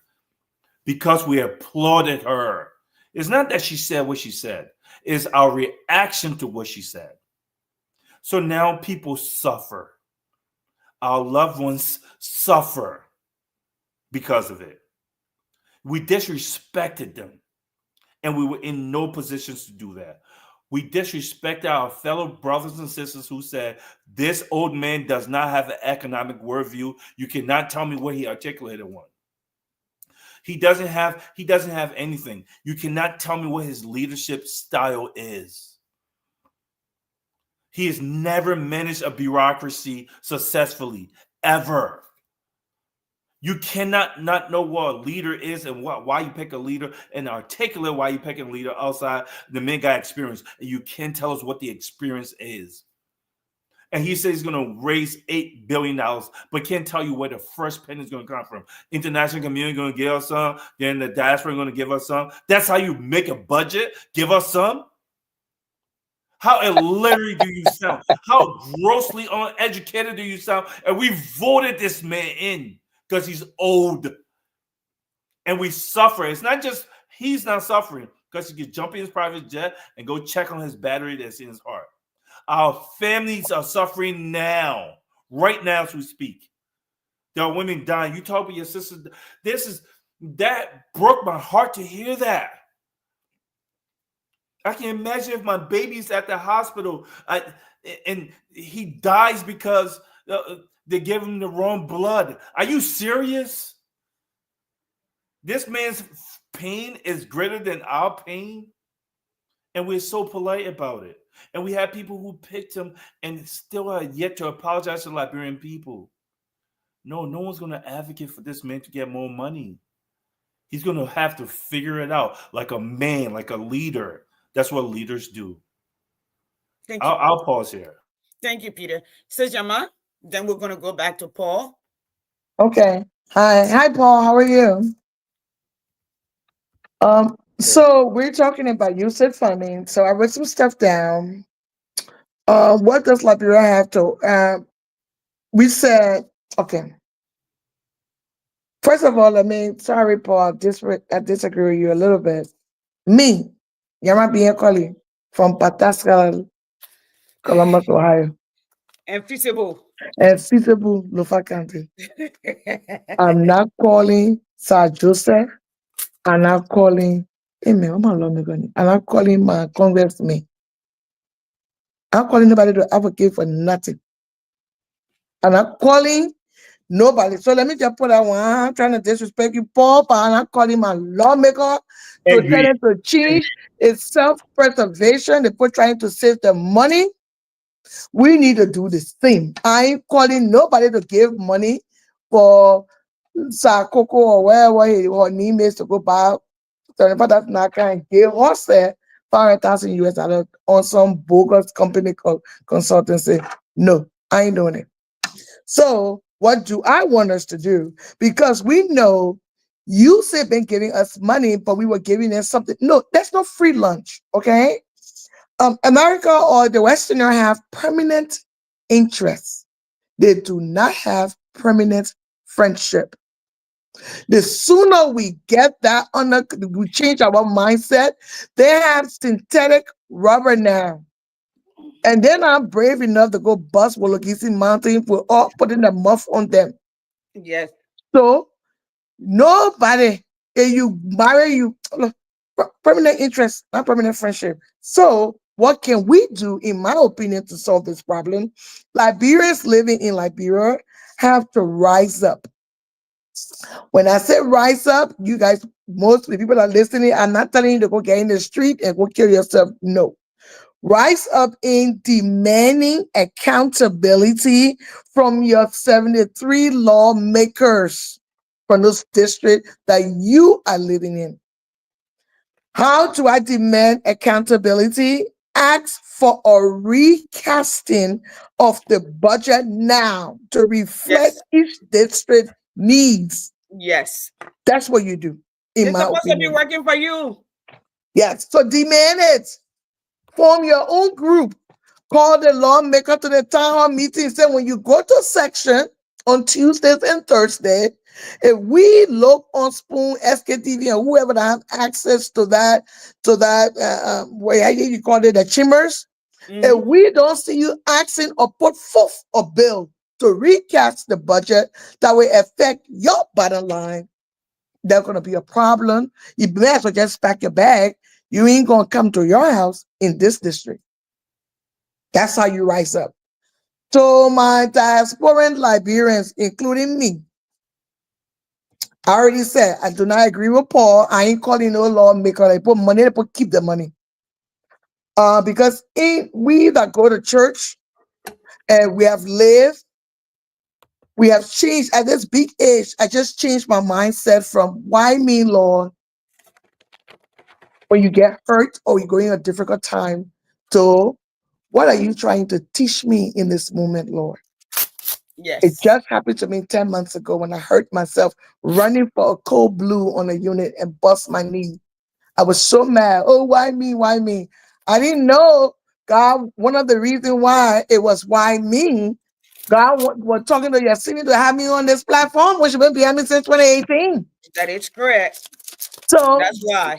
so we have to get out of our mindset. Whoa, why us? Why us? They didn't give us the use of money for 14 million person. Be giving up. Why not you? So what are you going to do about it? So we, the diaspora and Liberians, we have to rise up as well. We have to first, we have to commit to being nationalists and patriots Mm. first. This is not your home. So we once we grow up, got a group of us in all diasporan countries, um, to commit to being nationalists and patriots, then we have to come together and develop a national manifesto that will incorporate economics. We got power. Just 2024, we gave $800 million in remittance via Sendwave, Western Union, Yep. MoneyGram, or whatever, not even counting the one that some of us go Liberia and put the money in our purse In and be our giving that press, the government yes, can some track of us that. put more in our press to carry. That is correct. Exactly. So when you add that, it's almost $1 billion. But the budget that they just passed, it was Mhm. $843 billion. So we in the Million. diaspora, we Yes. can pay the budget yearly, Mm-hmm. Yep. neck for neck. So that's our power. B, healthcare.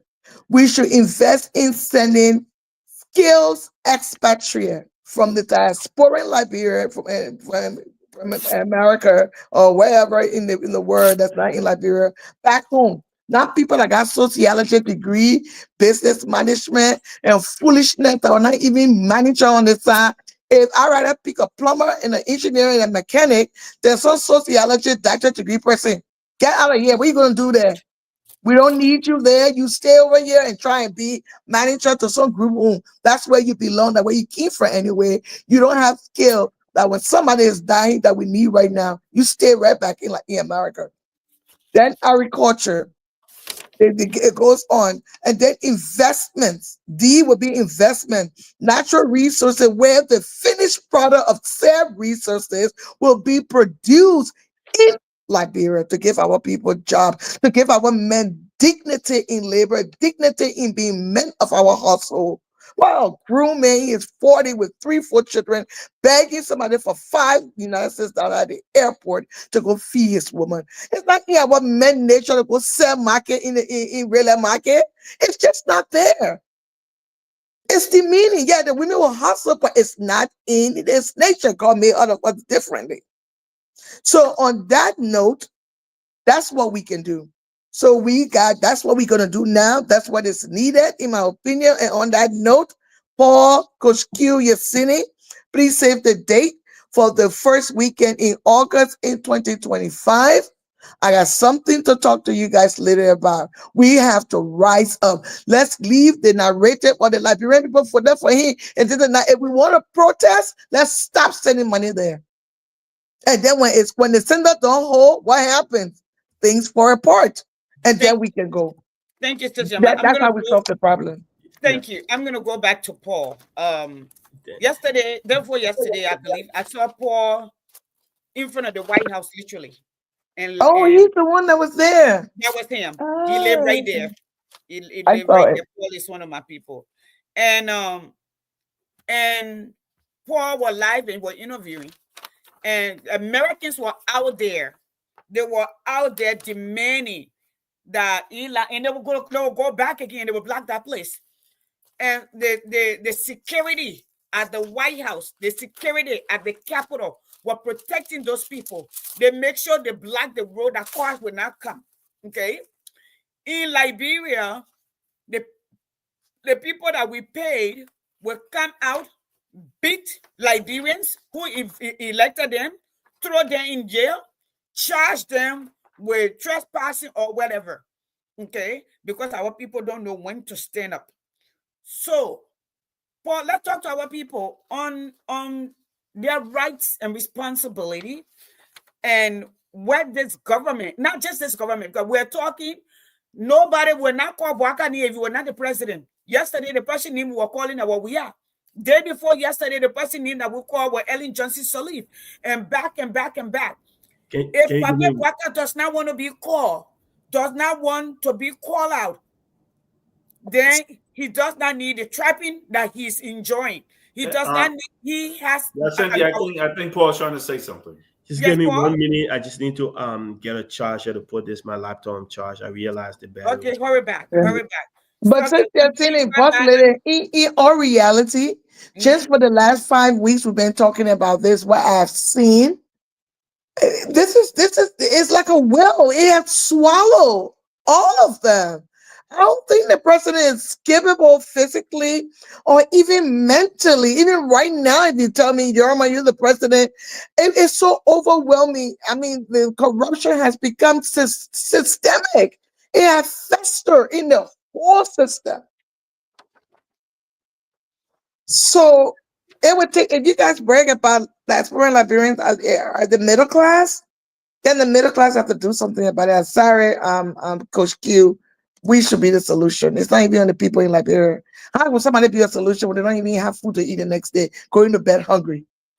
How would a man say so demeaned or Liberian man can feed his family, wife saying all kind of nonsense?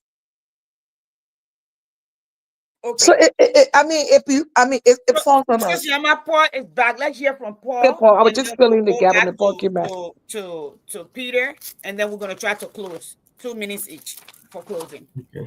And what's Paul, you can address that and also tell us what on your mind.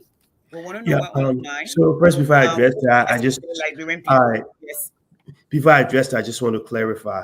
I think when I was talking about our responsibility as people within the diaspora, what I was speaking about is I think I drummed myself. I was talking about when in Liberia, when the government have come to the census, the Senate, the representatives, and they are cut their pay and tie their lapa, as my mom used to say, tie their waist, and take the responsible action in order to be self-sufficient.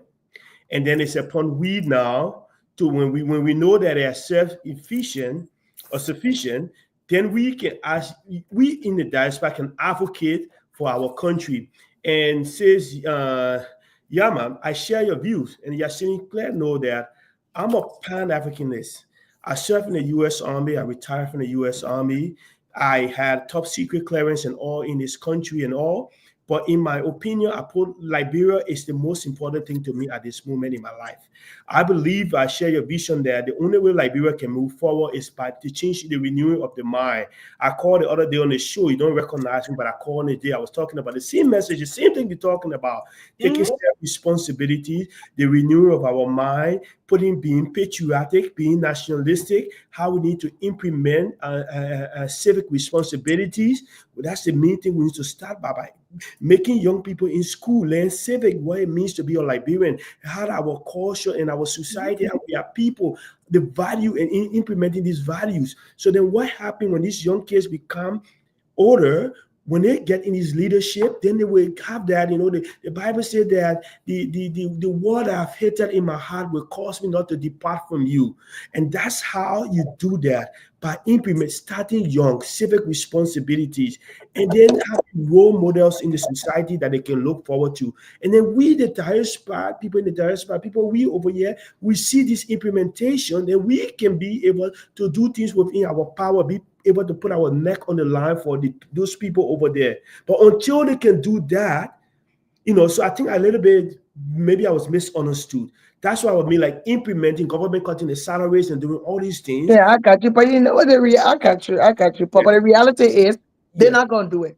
Yeah, but and we can't wait for them to do it. Wait for them to do it. We waited forever. Yeah. So we got to take the reins and just do it, and then maybe we'll have a ripple effect. And then we'll know that we understand we're privileged to be here, we're blessed to be here. And that way, in turn, they'll start listening to us more, and then it will make them too self-sufficient. And, Agree, agree. So let me address the question. So the other day when I made a video, I like to be cheesy at times. I'll go live, and the last time I was live before this other live videos, I was invited. I got a VIP ticket to the inaugural ball. I was like 20 feet away from Trump, less than 20 feet, maybe 10 feet away from Donald Trump. Right there, Oh wow. I gave him my like June January 6th. I was not yet January 20th on the day of the inauguration. I was invited to this called the it's called the Commander in Chief Ball. That's where he goes. You see on the TV, he's on the big seal, the U.S. seal, the Eagle seal, and he's dancing with the First Lady. And you had the Vice President there and all there. I was there with you have a lot of military personnel. I was fortunate to be invited, so I was one of the privileged to be there. And so I went live and I was sharing it. So that's something I do when I see something interesting happening. I usually go live and share that. But then so when I was in DC this week, people were protesting, most especially were mostly federal workers. Federal worker was disillusioned by what happening in the federal government. They believe that they didn't elect Elon Musk to be making the decisions that he's making within the federal government. And you're right. The U.S. government is trying to cut the budget. They're trying to save money. But in my personal opinion, I feel like the USAID, saving from the USAID is chicken change, as you say in Liberia, compared to if you really want to save in America, you should go to the Department of Defense. That's where the saving comes from. Education. That's where the gross misuse of American people money comes from. But back to Yasini observation, I was there right when the people started to gather. Like few people started gathering right away. You know, they have the Secret Service police. They block the road. The DC police came. They block one side.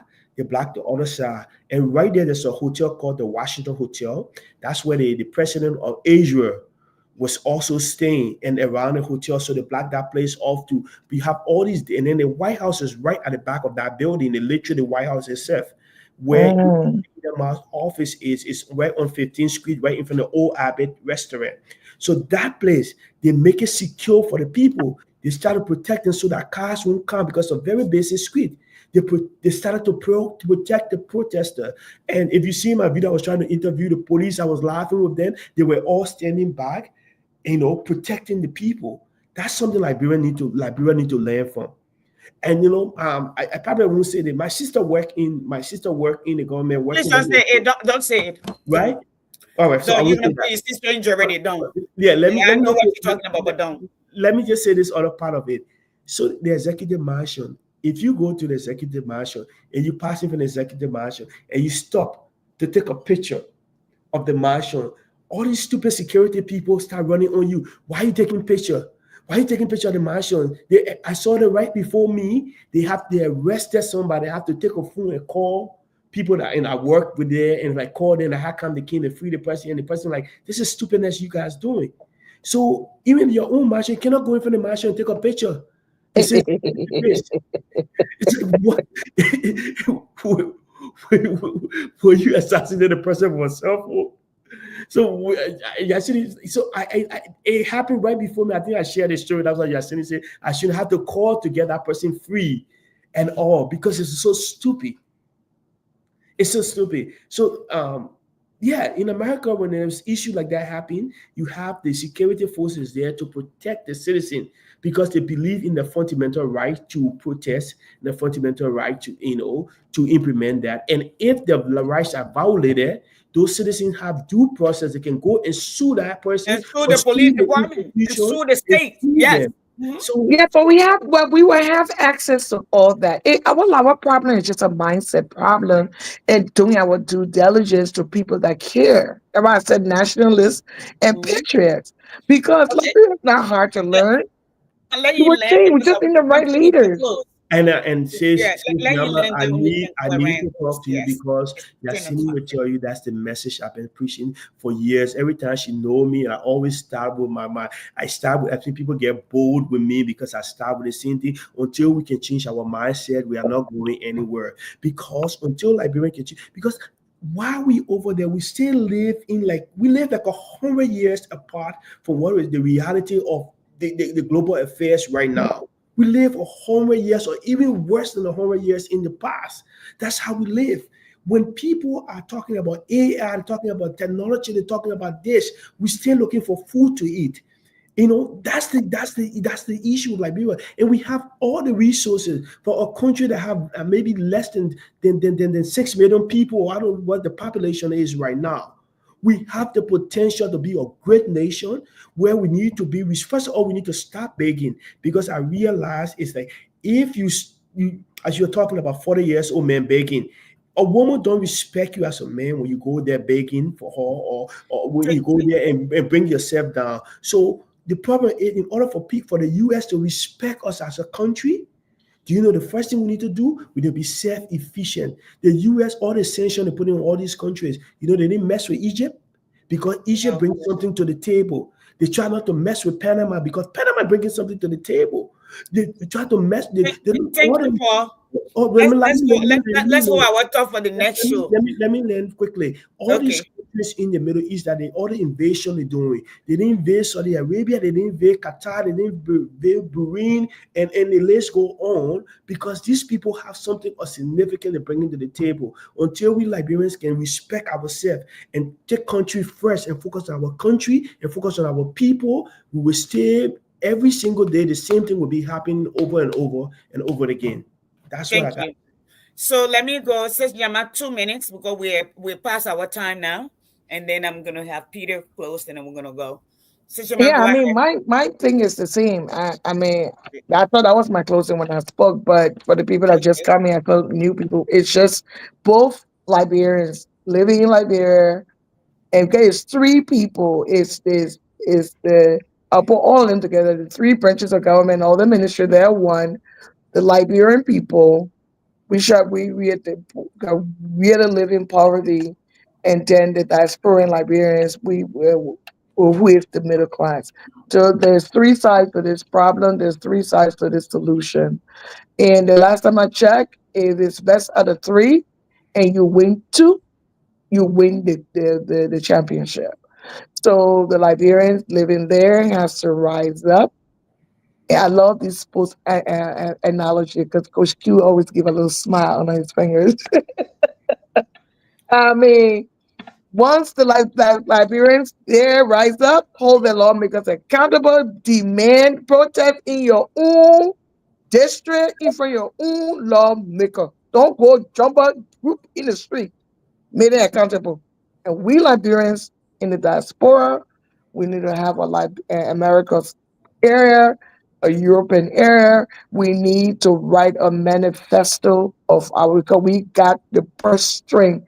Our money is just as valuable. In fact, we got more money because the money's in our pocket. $800 million. The budget, they have to go raise that money. We just lost $114 million out of the 800. Who knows? And with all the corruption, they're not going to generate that. We already know ministers and ministers are holding on to their own revenue. What country are you supposed to give your revenue to the government saying you're giving keeping your own revenue? So where are they going to raise that money from? And then the budget increased from $1.9 million for the speaker office to $5.8 million in 1 month. They have changed it. There are five people in the government. There are 26 government hospitals, 26. But they allocated $9+ million for this 26 hospitals to go through all those districts.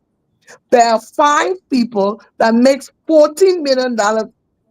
The speaker, the Senate pro tem, the VP, the president, and the chief justice make The $14 president million makes dollars. $17 million.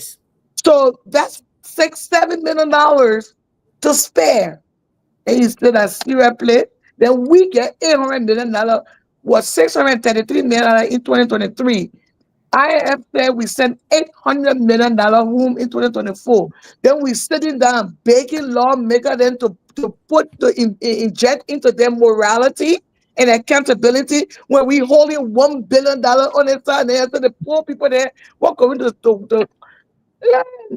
Thank you, Sister Ma. Thank you so listen, much. man, I try, Thank you. man. I Thank you. swear, I So try. before Peter, I'm gonna come to you. You're gonna close up, but I want to read this one. Rachel Beckel. If I am in Liberia getting millions of fundings in international aid with freedom to spend as I wish, why would I want to work with the diaspora? To hold me to be held accountable to a few thousands of dollars, that is the problem. And that is the problem. That is the problem. And now the money is going to walk away. So, Peter, close us up and your message to the Liberian people, to the president and the lawmakers. I particularly don't believe The anybody. money walk away. We got our money here to walk away. Okay, The sis. child I say man will not sleep. The child say will not sleep. Okay, sis, your man. Yes. So we I believe that nobody in that country need to be making 5,000, and they don't just make $5,000. We pay for their housing in their own country. Pay for the And gas. yeah, we pay for gas, over $3,000 worth of gas. In fact, around $3,600 worth of gas. We give them $2,000 worth of scratch car. There's no And need for them to bring the and telephone. $3,800 for the generator. Okay, yeah, there's Yeah, no need, huh? I know you said what's his name to close, but I just wanted to answer or read your question the right way. I think that she said, why should they listen to us? What we go back to say sis Yama, Yama, right? Yeah. Whatever she said. If we come with a collective voice, it have more power, it have more strength. If we come together as a people from the diaspora, have a collective voice, it put pressure on the society, and then they have to listen to us. Yep. Okay, thank you. That's with a So collective voice. it have to be collective. Yes. And that's where the power lies. But it will take a few good men. Peter, go ahead and close us. Yeah. So Gotta go finish school. yeah. So I'm gonna start off where you guys left off, right? USSR, um, I think Union of Soviet Socialist States, um, China, the European Union, United States, um, Great Britain, all these countries, what they have in common, what they realize is unity matters. So I think it was Sis Yama, Paul talking about nationalism. If we don't have nationalist, let me define what I mean by how I define nationalist. People who put country first. People who believe the pride of the country, your country looking good matters to you more than you looking good. I do that with my kids, and most well-adjusted adults do that. I will literally go barefooted so my kid can look better. And that's what adults do. That's what parents do, right? We want our kids. That's the one group of people that want their children to do better than them, right? We want our kids to do better than we did. If we had a real leader in Joseph Boyka, he would want better for Liberia that he had when he was coming up. We don't see that. We need nationalists. We need people who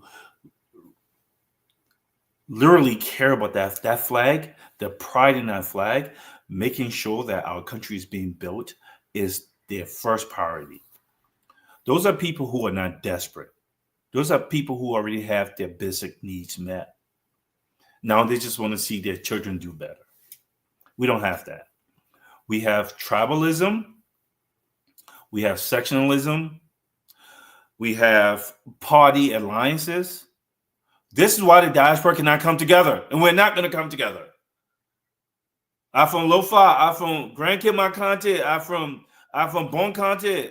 The man from Grand Cru Conte.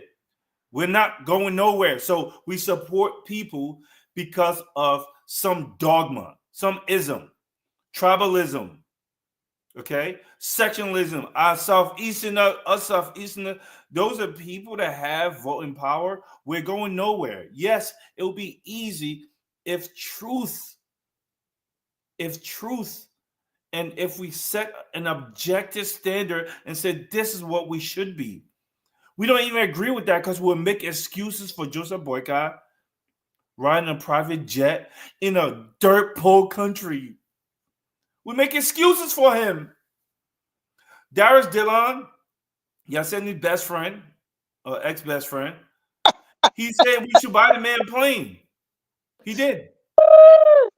He said we should buy a man a plane. Now, Darzan cannot tell you one bill that he wrote that is going to leave a legacy, but he's getting paid millions now. Okay, and you talk to him, you boss man, so condescending, so dismissive, boss man, and then he blocks you because he doesn't like the truth. He just like his people clapping the seal, the empty-headed seal clapping for him. We cannot come together because we are not prepared to confront the dogmatists, the tribalist, the sectionalist, the party loyalist.